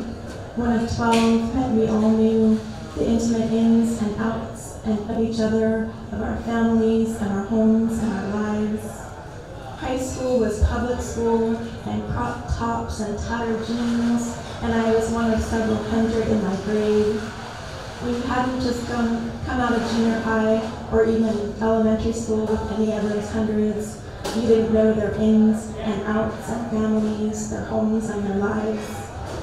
They knew those things about each other. They were already cliques and best friends and first kisses and school fights and inside jokes and sleepover pranks. I stood in the periphery of these groups, these circles, these cliques, best friends and girlfriends and boyfriends. I stood outside of them and wondered which one I'd fit into, which one of these circles would open up and swallow me whole. Because when you're standing in a sea of hundreds, that's how you feel, like you're about to be swallowed whole. I lost a small part of me that day, just a little piece. I shed a piece of skin and it had stretched just enough that it would never fit back. 2. He was in the group who let me in and swallowed me whole. That's how I met him, the one who swallowed me whole. He was 15, almost 6 feet tall, all lanky body and 2 long arms and 2 skinny legs, oversized puppy paws still to grow into. By the end of that school year and through that first high school summer, he was already 6'2", and still growing, still all lank, all arms, all legs, all boy hidden under acne and freckles and awkward and sweet boyish charm, all boy man under those deep set eyes and prominent bridge of brow. He got those from his mother, those deep set eyes and prominent bone bridge of brow. They were in his genes. She passed them down to him while she was carrying him in her belly, her growing belly, all full of baby, full of amnion and fluid, of blood and hair and muscle and bone, and the extra genes she passed down to him poured hot and stinging down her throat, mainlined straight into his cord blood and stem cells, weaving crystal-like through and around his DNA. She poured enough liquor down her throat that it had drained and emptied into his still forming lungs, had become the liquid liquor air that he breathed, her vodka genes and his DNA on the rocks.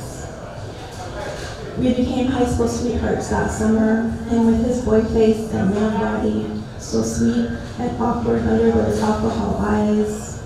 I lost another part of me that day that we became high school sweethearts. I lost the girl who had wanted to be loved. I lost her to my first love, swallowed whole. 3. My first love, who started out all shy and sappy notes passed in class, books carried and hands held through locker-lined hallways, Letterman jackets and football jerseys, flowers and jewelry, movies and make-out dates. He'd swallowed me whole and kissed me the way I thought only someone who loved me would. He told me he loved me as he drove me to the CVS pharmacy a block from his house to buy a pack of condoms. I lost more parts of me that day that I believed that he loved me on the way to the drugstore. I lost my ability to trust that I knew what love really was. I lost first times and the girl who I had been. 4. The first couple of years were filled with your typical high school sweetheart lust disguised as love, the hunger of young bodies discovering ourselves in each other. By senior year, we must have looked just like any other high school teenage couple. School dances and sneaking out, Friday night football games and streetcar races and late night parking lot tailgate parties with greasy burgers and chili fries and thick chocolate shakes. Lies to my mom about where I had been and who I had been with, and broken curfews. And then a shift of a once childlike innocence swallowed whole. Breakups and makeups, arguments and flowers, breakups and jewelry, yelling and I love yous, fights, yelling, flowers, fights, fists, jewelry. Angry I love yous kissed through the tight hold on my wrists and pinned down legs, the alcohol gaze that filmed over his deep-set eyes, that blinded my tears and deafened my screams of no and stop and please. The angry, prominent bridge of brow pressed steel hard against my forehead as his knees pressed steel hard into the spread of my legs. The force of him slammed into me so hard that I bled more than I had the first time, or even the last. And always followed by all of it, the flowers and jewelry, the fancy dress dinner dates, the I'm sorry's and I love yous. And when breezes took longer to fade from black to blue to purple to green to yellow, then lazy days spent in bed, held in strong arms, and with chocolate and tea, and that sweet boyish charm under those alcohol eyes. I learned then that the kind of love that swallows you whole comes with flowers and chocolate and senior class rings and tea. 5. Over 8 years, his soft and lank had hardened into 6'4" broad-shouldered frame of solid steel. This boy man made of steel, steel fists, steel tongue, steel knees, steel-toed kicks to my cheek, my gut, my ribs, the hammer of steel, the crack of bone, the echo of silence, steel finger-shaped stains seared onto my wrists and neck, the swirls of purple, blue, green, grease paint whipped across my back, beauty pellet holes strewn across my calves and ass like dot-to-dot constellations in the sky, TV remote control size bruises anywhere if you looked hard enough, the shape of a gun, like the chalk outline of dead body on pavement traced up high across my inner thigh, trickles of sticky sweet blood covered with thick honey of sticky sweet I'm sorry kisses, 8 years of fights and fists and kicks, cracks and flowers and jewelry, breaks and stitches and I love yous, bruises and chocolate and tea, steel and alcohol and guns, blood and wine and chocolate. Each time I lost another small or not small piece of me, a sliver of bone, 30 pounds off the scale, a chip of tooth, 2 weeks in the hospital, streaks of blood, a semester off college, fistfuls of hair, broken ribs, collapsed lungs, the faint beat of a heart forming in my belly, kick still and silent I still, swallowed whole by a man made of bones of steel, with alcohol on his tongue, me with honey and blood on my skin.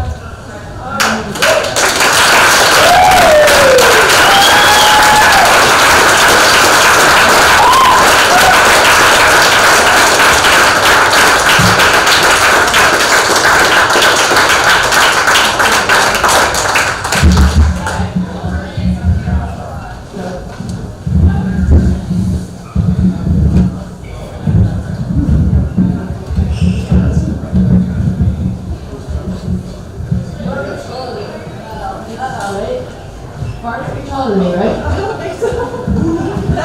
Oh, shit. Margaret Malone is the author of the story collection People Like You. Yeah. Finalist for the Penn Hemingway Award and winner of the Balcones, I'm hoping I'm pronouncing that right, Fiction Prize. Her work has been supported by grants, fellowships, and residencies from Oregon Arts Commission, Regional Arts and Culture Council, Literary Arts, the Sitka Center for the Art and Ecology, and the New Cross Foundation. A co-host of the artist and literary gathering Share, Margaret lives in Southeast Portland with her husband, filmmaker Brian Padian, and their 2 children. In her heart, she will always spend Thursday nights at the northeast corner of the table in Tom Spandauer's basement. Margaret Malone.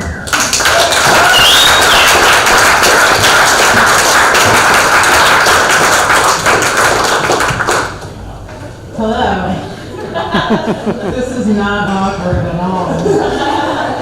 Can you see directly up my nose?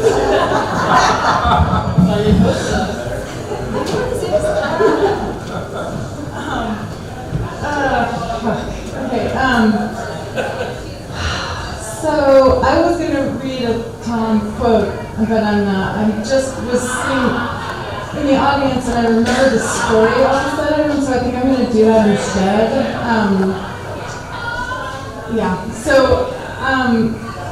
Right after I left Dangerous Writers, right when I started to have, I had a baby, my son, my first child, and right after I had him, he was like, I don't know, maybe 2 months old, and I brought him to a party where Tom and Sage were, and I walked, as soon as Tom walked into, that was my drink, it's cool, no worries, just a giant pint glass of vodka, it's cool. Tom and Sage walked in, and I walked immediately up to Tom and I said, I get it now. Like, I have a child and I understand this love that happens between a parent and a child. And I was like, I understand now how you are a parent to all the writers who have come through your workshop, because you are this like the ideal, perfect, good father who then is able to send love into the hearts of every single person that sat at your table. And then each of those hearts go out into the world and start their own beautiful thing, like burnt tongue or grief rites or all the things that we do on our own. And then each of those things that are filled with love go out and affect people. And I just like suddenly saw these like globes of love ricocheting that all originated with Tom and the table. So thank you for being that enormous, loving light that we all needed.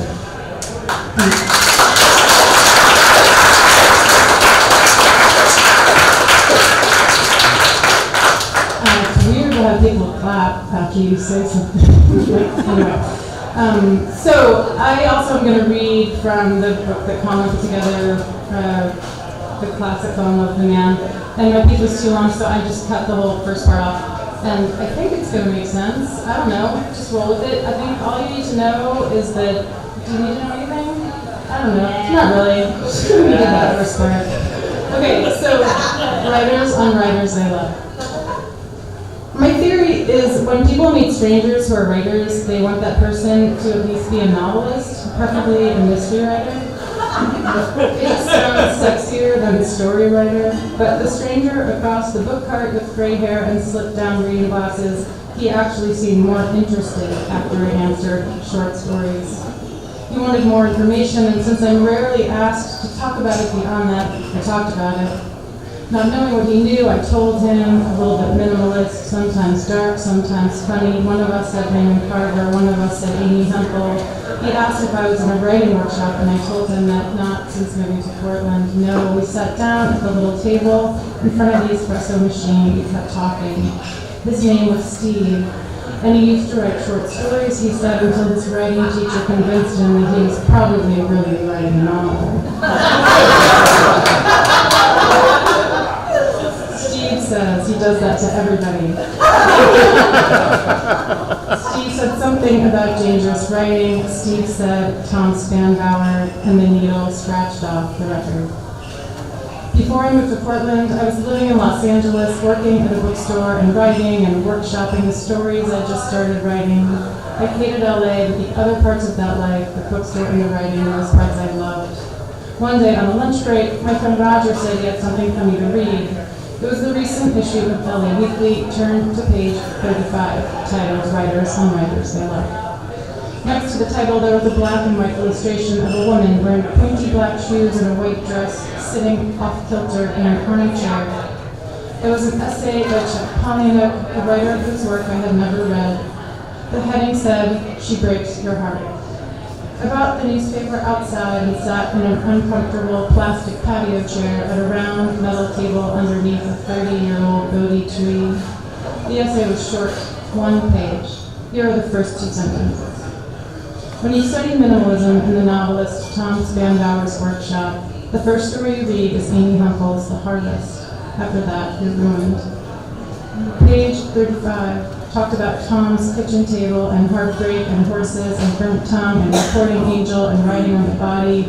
Also, no abstractions, this Tom Spanbauer said.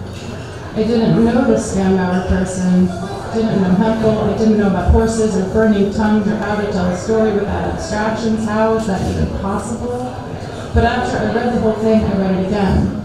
Whatever this was, whoever these people were, and whatever they were talking about made my gut start talking. My gut said, this is the kind of writer I want to be. My gut said, this is why I write. I ripped page 35 out of the paper. I read it again. I folded it up into quarters and brought it home, unfolded it, smoothed it with my palm, and read it again. It dawned on me that this little 1-page essay in a free weekly newspaper about a teacher I'd never met deconstructing a story I'd never read was the best construction about writing that I had ever encountered. This person, Tom Spanbauer, in dissecting a single story, was doing more to demonstrate the kind of writing I wanted to write than any graduate school I had ever heard of. I taped it to the wall above my desk, and it yellowed in the sun. I looked at it often, taking its advice, no measurements, no time. When I moved to Portland to get away from LA, page 35 came too. At every house I lived in, I brought the article with me and taped it above my desk, fragile and worn after being taped to and ripped off walls again and again. As page 35 moved from house to house and wall to wall, life happened.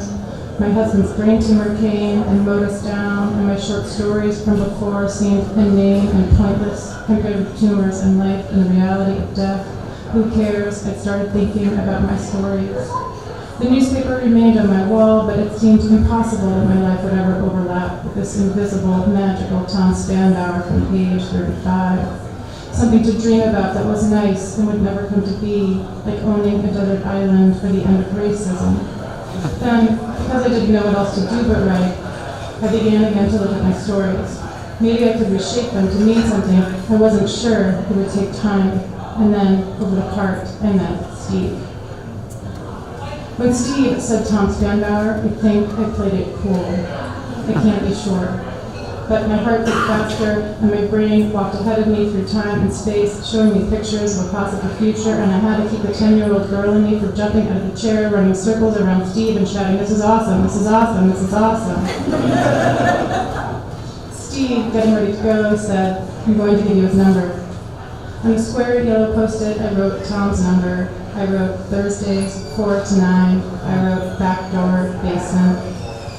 I was hopped up on coffee, trying to remain calm, not understanding what it all meant. A man I didn't know had given me the phone number for a man I didn't know, but it felt distinctly like something irreversible had just happened, like the course of my life had just been altered, and impossible things I secretly dreamt for myself might somehow now be possible. That first Thursday night, I walked into the dark basement, saw the long rectangular table draped in a hippie cloth covered with all kinds of penis paraphernalia and a rubber chicken. And there were lights everywhere, hanging lights, table lamps, floor lamps, track lighting, lit up like a ballpark.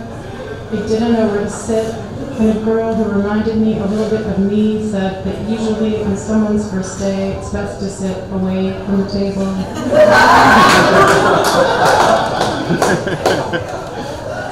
People around the table read. I sat uncomfortable in every sense of the word, and I listened. Somehow I was here, in the exact situation I had dreamed about for all those years, dreaming about my life inside the piece of paper on my wall. It knocked me flat out. I sat and listened, smiling on the inside like a goofball, because even on that first night I understood that I'd actually found what I'd been looking for. How many people can say that? Looked for and found the safe place, the warm heart.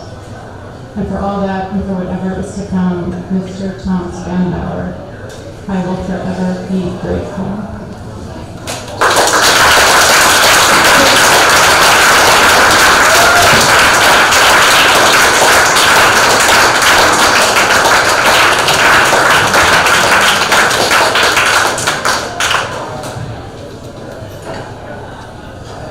Yes.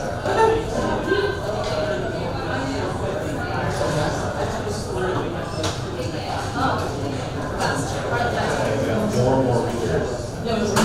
Okay. Elma Wolf Redwood is probably a human being. They have written a few things that have been published. They mostly hang out with their dog and tinker with fermented foods, knitting socks, and trying to solve all the problems. Primarily, this involves a lot of introverted spiritual focus, but they are also committed to phoning strangers to get them out to vote this November. Please check out Swing Left if you're up for that too. Elva is also a process-oriented counselor, coach, and facilitator, as well as editor of The Edge, the Process Work Institute blog. Elva Redwood.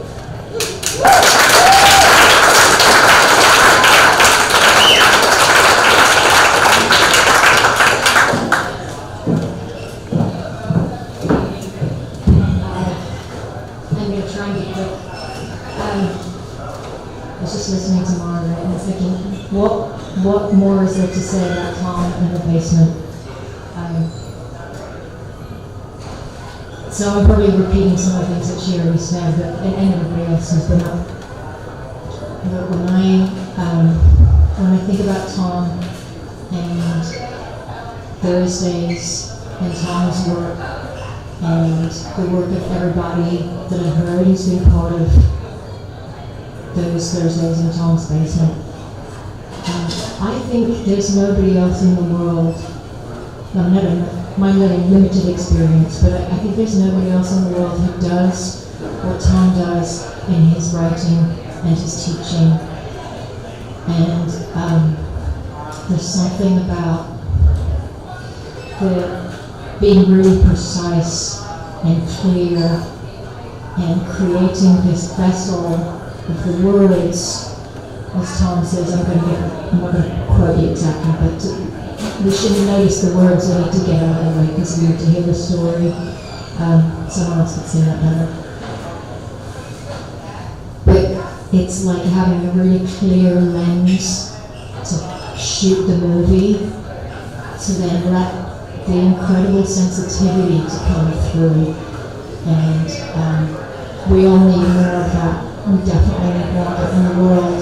In general, I think we all need it in our lives. So those Thursday nights that I spent at the table are some of the best things that I remember, some of the best conversations and jokes and silly stuff and really serious stuff too. And I'm just really happy to be here to honor Tom and the whole Dangerous Writing clan.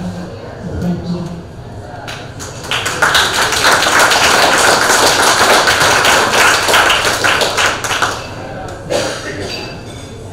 I haven't written anything for about 3 years.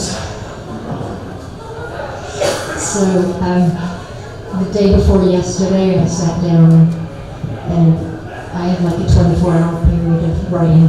This is how it came out.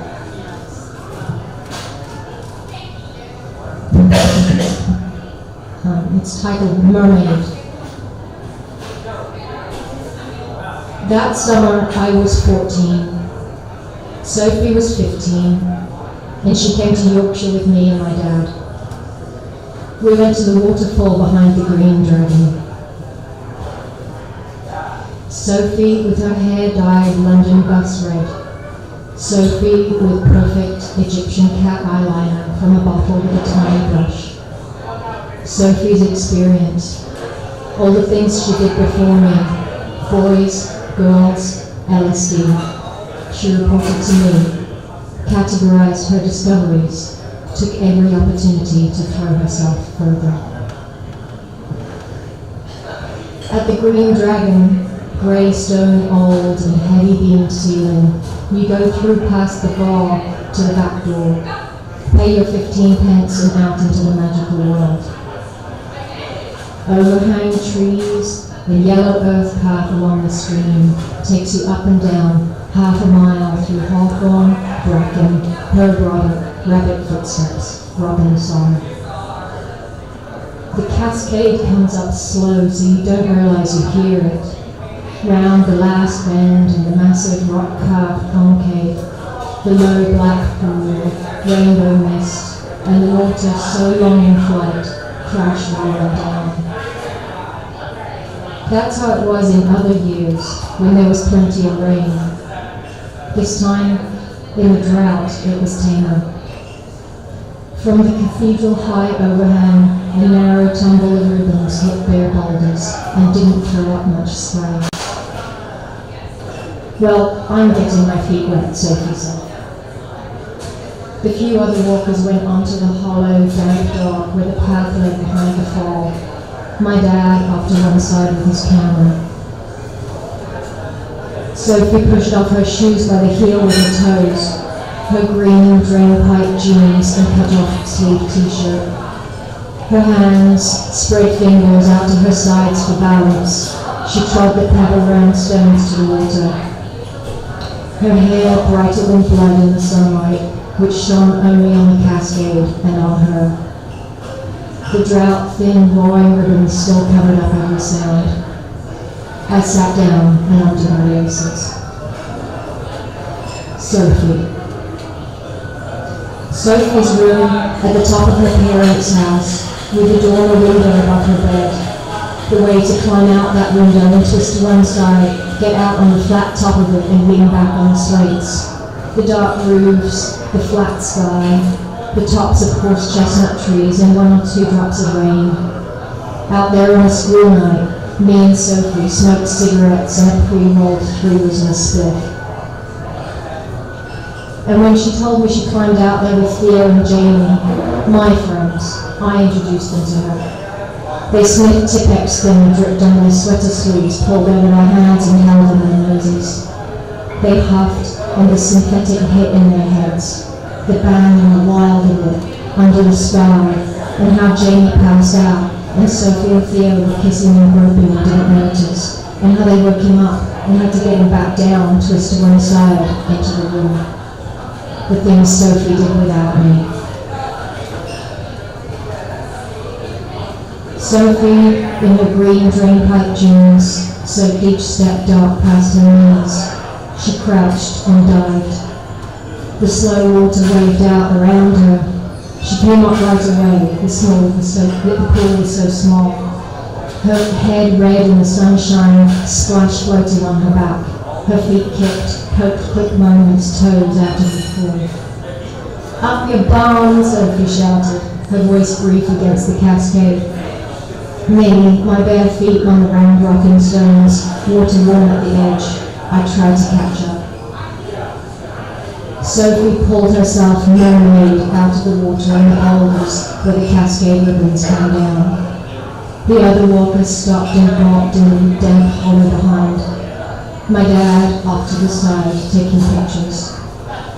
Sophie stood, red and green glistening, fishtail feet on the boulder, reached her hand to the cascade ribbons.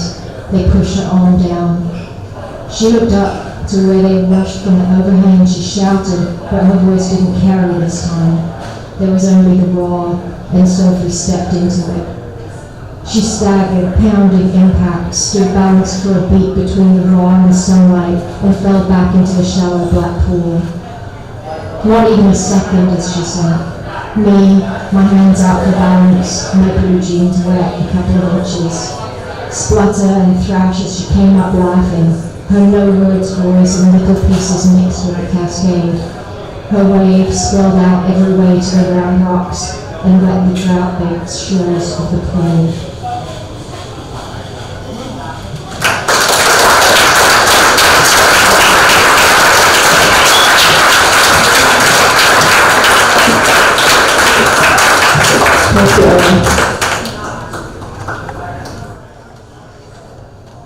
Way out here, they got a name for the rain, the wind, the fire. The rain is Tex, and the fire is Joe, but this author's name is Bradley K. Rosen.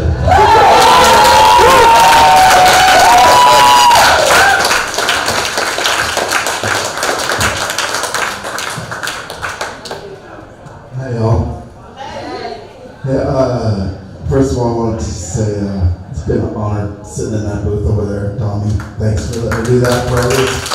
I can't tell you how many amazing, I hate that word amazing, but how many words, it's just incredible, from people just starting out to these published people. I mean, it's just been amazing, and I thank you so much for that, and carrying on. And Mr. Spenbar, oh my God, I didn't learn anything to read, and I'm such an idiot, because what? You don't get very many chances to read to Tom his own work. So I kill myself. But I got a good idea, because I was thinking over there. I think, so this is the end of this thing, this little thing. It's dangerous writing, it's going to go on and on. So I thought, I got to say you're part of this too. So can we do this? I thought, anybody that's ever been to the table, anybody that's been here, hearing the words or anything like that, I thought maybe we could all start a movement. The funny signs that people have. We could get our tongues tattooed black. It's going to take over. It'll spread like wildfire. Cultural appropriation. It's not Hawaiian. Is that possible? Yeah. Oh, they already do it? It's a Hawaiian thing. Oh, see, it's a little channel. Anyways, this piece is the first, sorry. This is when I got invited by Steve Arnson with Margaret to go to the Dangerous Writers table, I brought a piece to give to Tom. And this is the piece. And it never got workshopped or anything, but I figured it's the one that started it for me. So I fixed it up a little bit. This is the first part of it.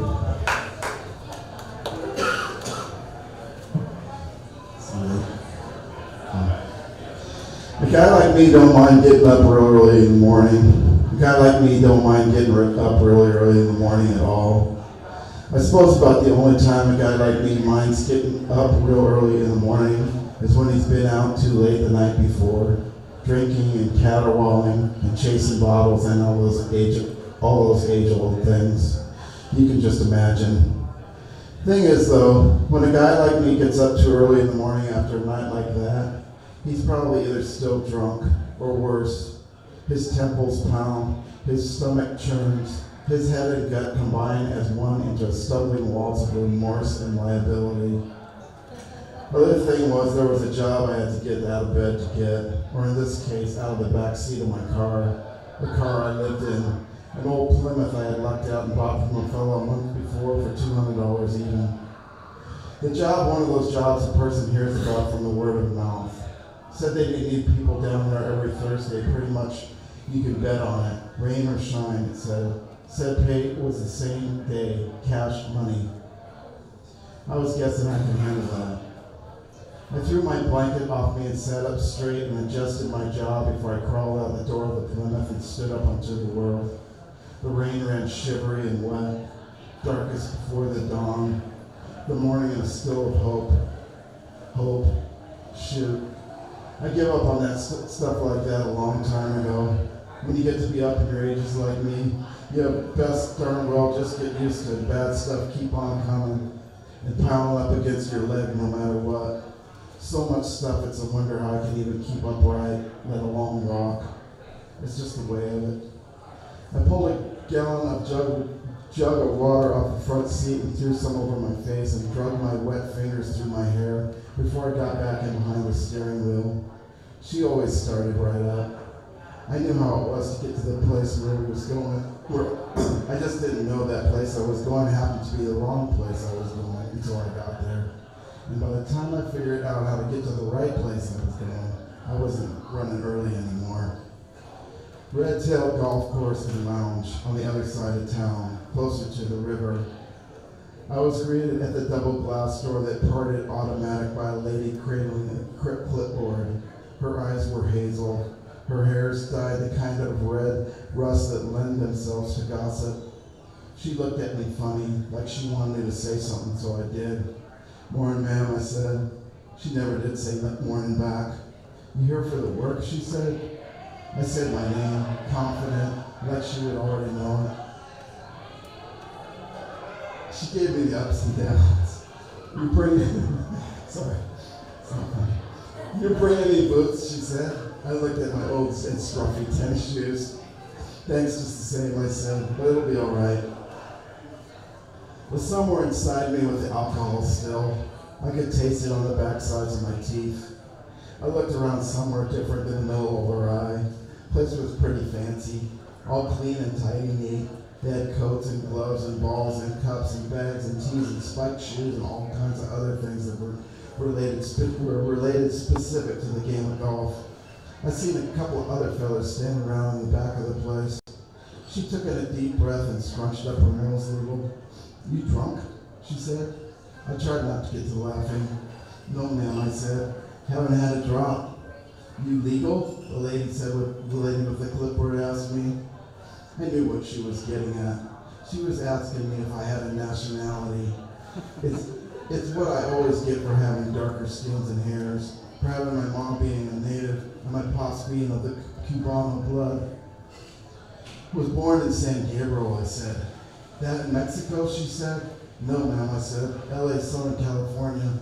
Never took to it, though. Got out as soon as I turned 18. She wrote something down on her clipboard, her nails painted clear, grown out and halfway sharp. "All right, then," she said. "Pay is $10.50 an hour.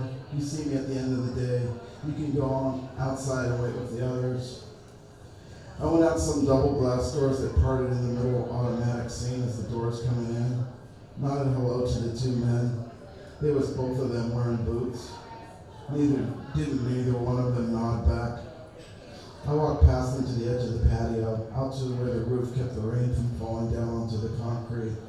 That's where the grass started. Grass so wide and far and green, it could have been pulled right up out of the middle of somebody else's dream. Out there like a dandelion epidemic was balls. Balls and balls and balls and balls and balls. White, round, each one of them practically the same. And it was right about then that I knew what it was I had come there to do. I was there to pick up balls. And somehow the ache in my head started to feel just a little bit better. And my stomach, it began to have just a little less of a churn. Thing was, a guy like me, the way I figure it, he pretty much picks up balls the same way as anybody else.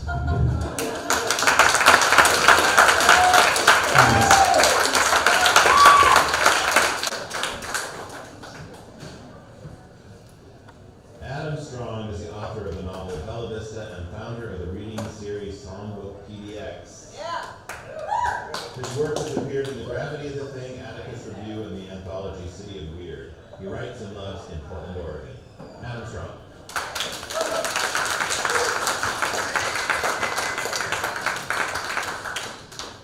Thanks, Stephen. Thanks, Tommy. Wow, what a ride, huh? Been a while. Tom, can't thank you enough. In addition to all the experiences and stuff you've taught me about writing, I think most importantly you've taught me to be a good person, a good teacher, a good friend, and a good parent. And I can't thank you enough for that. I love you, Tom. Thank you. This one is from my new novel I'm working on. The working title is called Lou and Thomas Are in Love. Chapter 1. I fell in love with Thomas McLean on the first day of 9th grade on the Wednesday morning in Mrs. Gerke's English class. Florida heat kicking in through the open windows, same temperature inside than it was outside. It was close to the end of summer, which didn't matter because temperature-wise it was always summer. The teacher was talking, but nobody was listening. I felt some kind of fiddling with the back of my neck, and when I checked, there was a ball of paper, balled up or it looked like the angriest person who ever lived. When I pried back the tight layers of paper, there was this wet, thick stuff. The more I unraveled, the more I saw of the green looting inside of it. And what the note said was fag in all capital letters. This thing I spent most of my life trying to hide was out there for everyone to see. I figured when I turned around, I would see Todd Stevens beside me, but instead I saw this boy walking late. He stood there by the door trying to see if there was a seat by the window. The way he carried himself, the kind of shirt and pants he wore, he was too homely for Miami, more Midwest. He put his backpack down, sat down, and spent most of the period with his head in his clouds, looking out the window with a pencil between his full lips. He had thick, wavy hair and brown-framed glasses with thick lenses, the kind of guy most would call nerdy, but there was something bigger inside trying to come out. When he took off his glasses, I got to see how he had this big crease in his forehead. Even in the 9th grade, he'd already been through enough to have it carved into him. The pencil on his lips was a number 4 red husky. I wanted to be that pencil. Mrs. G read to us in this flat voice that every once in a while would get all worked up. I don't know what the hell we were supposed to do with all that time, all those words for all those days with nothing else to do but listen. Tory Daniels had a switchblade. He took up whole class periods etching the Damned and the Sex Pistols into long, smooth grooves of the wood, adding some shading to make them look three-dimensional. Mrs. Gerke was one of those out-to-pasture teachers, not that we minded. She liked the sound of her own voice, so we carved, we doodled, we drew. Sometimes I got sleepy to the point where I'd want to nod off, but then I would look over at where the window was, and there was this new kid hanging on to every word Miss Gerke said. The light from the window landed a little softer on him, lit up the galaxy of freckles on his arm. Milwaukee, Minneapolis, wherever he came from, there was something that claimed me that day. I had crushes before, not that I could do anything about them. This was 1986. We were all too scared to even look at each other, let alone hold hands or kiss. The most I managed was holding hands with a guy in the dark of the movie theater, and when I went to the bathroom, he wasn't there in my path. This was 9th grade. This was junior high. The cafeteria was a battleground. I don't know if it was the South Florida humidity or just the smell of the stewed carrots, but there was concentrated evil cooked into every pore of that lunchroom. As for me and my own lunchtime seating arrangement, I sat together alone with 4 other people that weren't in the group. 2 of them didn't speak. They dressed in white polo shirts and khaki pants. They called them the twins. We never knew their real names. So it was me and Martha that did the talking. So when Thomas turned the corner on the first day with a tray in his hand, you could just tell he had no idea how the whole South Florida social hierarchy worked. Because Thomas, in his corduroy pants the color of dirty apple juice, walked from the lunch line to the first table he saw, which was filled with the kids who wrote fag loogie notes to me.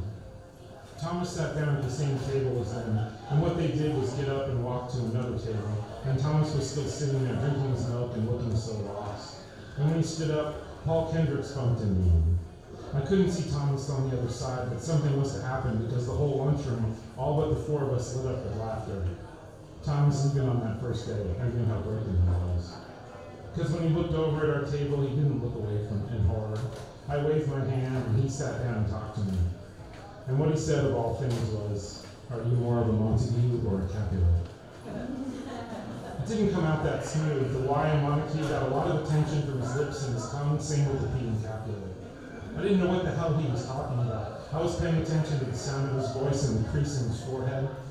I was too busy putting my words to him out into the world. However you want me to be, he said. Thank you.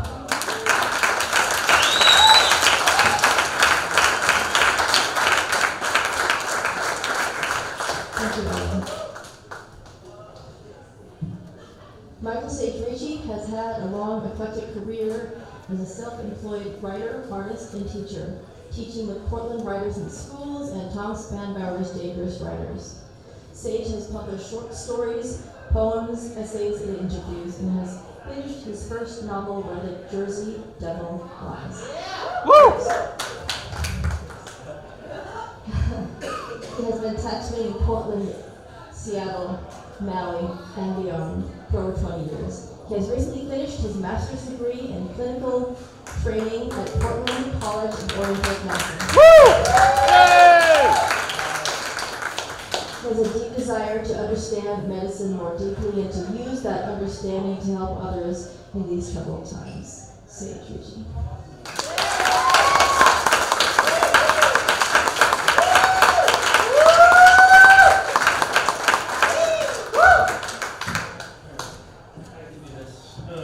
First, I'm not done yet. I still have another year of school, so. You ended it for me. Thank you. And I gotta check my zipper because these pants are new, but the zipper. Well, I'll read my piece first because I have some words I want to say. It's short. It's the piece that I wrote for the new book coming out, and I'm excited about it. It's the first piece of fiction I've written since I started school 4.5 years ago. So it's if you want to see the painting that inspired it, you'll have to buy the book. The title is A Study in Cruelty. Charleston loved his brother Julian. Whenever Charleston had to actually see Julian, however, which was often, it was always a humiliating and unpleasant experience. When speaking to Charleston, Julian had the habit of tilting his head a certain way, as if to gain some distance from his brother, and he constructed his conversations as though Charleston were not there. Julian, the aggrieved and petulant actor, grudgingly composing a soliloquy about the nature of his philanthropy and how the receiver of said philanthropy, Charleston, in the form of, say, a month's rent or a dinner invitation of awkward conversation and an ungodly, expensive yet perfectly suited pair of French red, should, perhaps, if Charleston didn't like it, shut the fuck up or get the fuck out. Julian, the elder brother, far more handsome, beautiful even, than Charleston, and always so much more capable in the real world, at least according to Julian. And he was correct. Charleston knew that. Capable, that is. Julian turned beauty into money, with fame and magazines behind him, and money to float Charleston, his horrifyingly average, washed-out little brother, always in need of something. And though Charleston needed Julian's help far more often than comfortable, still, in Charleston's mind at least, still and always, Julian was to be approached cautiously. And though he made himself available to Charleston, Julian was somehow, achingly, eternally, always out of reach. In therapy, it took Charleston years to narrow that feeling down to the one memory of their boyhood together, when the true separation between them started. Middle school, 2 years apart, together one cloudy, cold, gray, yellow autumn after-school afternoon behind the garage. Julian's Roman nose bent down, and in his raw hands he pulled fat black ants one by one from under a rotting log and threw them into a giant spider web stretched out between the garage and the fence. The fascination of the two boys together there, locked in the morbid ritual they had constructed, their faces pressed close, and hot breath released its cold steam into autumn air, mingling. The huge, dark spider dangled in front of them, the reflected black body and legs of it a study in cruelty. Charleston could never forget. Julian threw one of the ants right to the center of the web. So quick the spider moved as soon as the ant hit, terrifyingly fast, running, almost falling, and swinging at the same time to bite deep into the tiny ant body, the ants wriggling come to a dead stop. Julian spoke into the silence. Mist that floated over the spider and through the web, shaking it slightly, making the spider stop stock still. The ant is still alive, he said. It's just paralyzed by the venom. It can feel everything. That moment, so clear and true, Julian's face behind his cold words, the most natural beauty Charleston had ever seen. An awareness from deep down inside himself that Charleston never knew existed. An awareness of his brother as separate from their family life and history. An awareness of beauty itself. The way Julian was unedited. All his posing and calculation, seemingly present since all of Charleston's earliest memories, was gone. That moment of purity, just a few seconds. Then Julian turned away from the ant and spider and looked into Charleston's eyes, and the cruelty of the moment, when Julian's malice returned and saw his brother looking at him with such candor. The eyebrows tightened again, the forehead tilting back, beautiful and terrible that look. The lesson his brother had to teach him, the spider wrapping its sticky legs around the paralyzed bug. Charleston would hate his brother forever.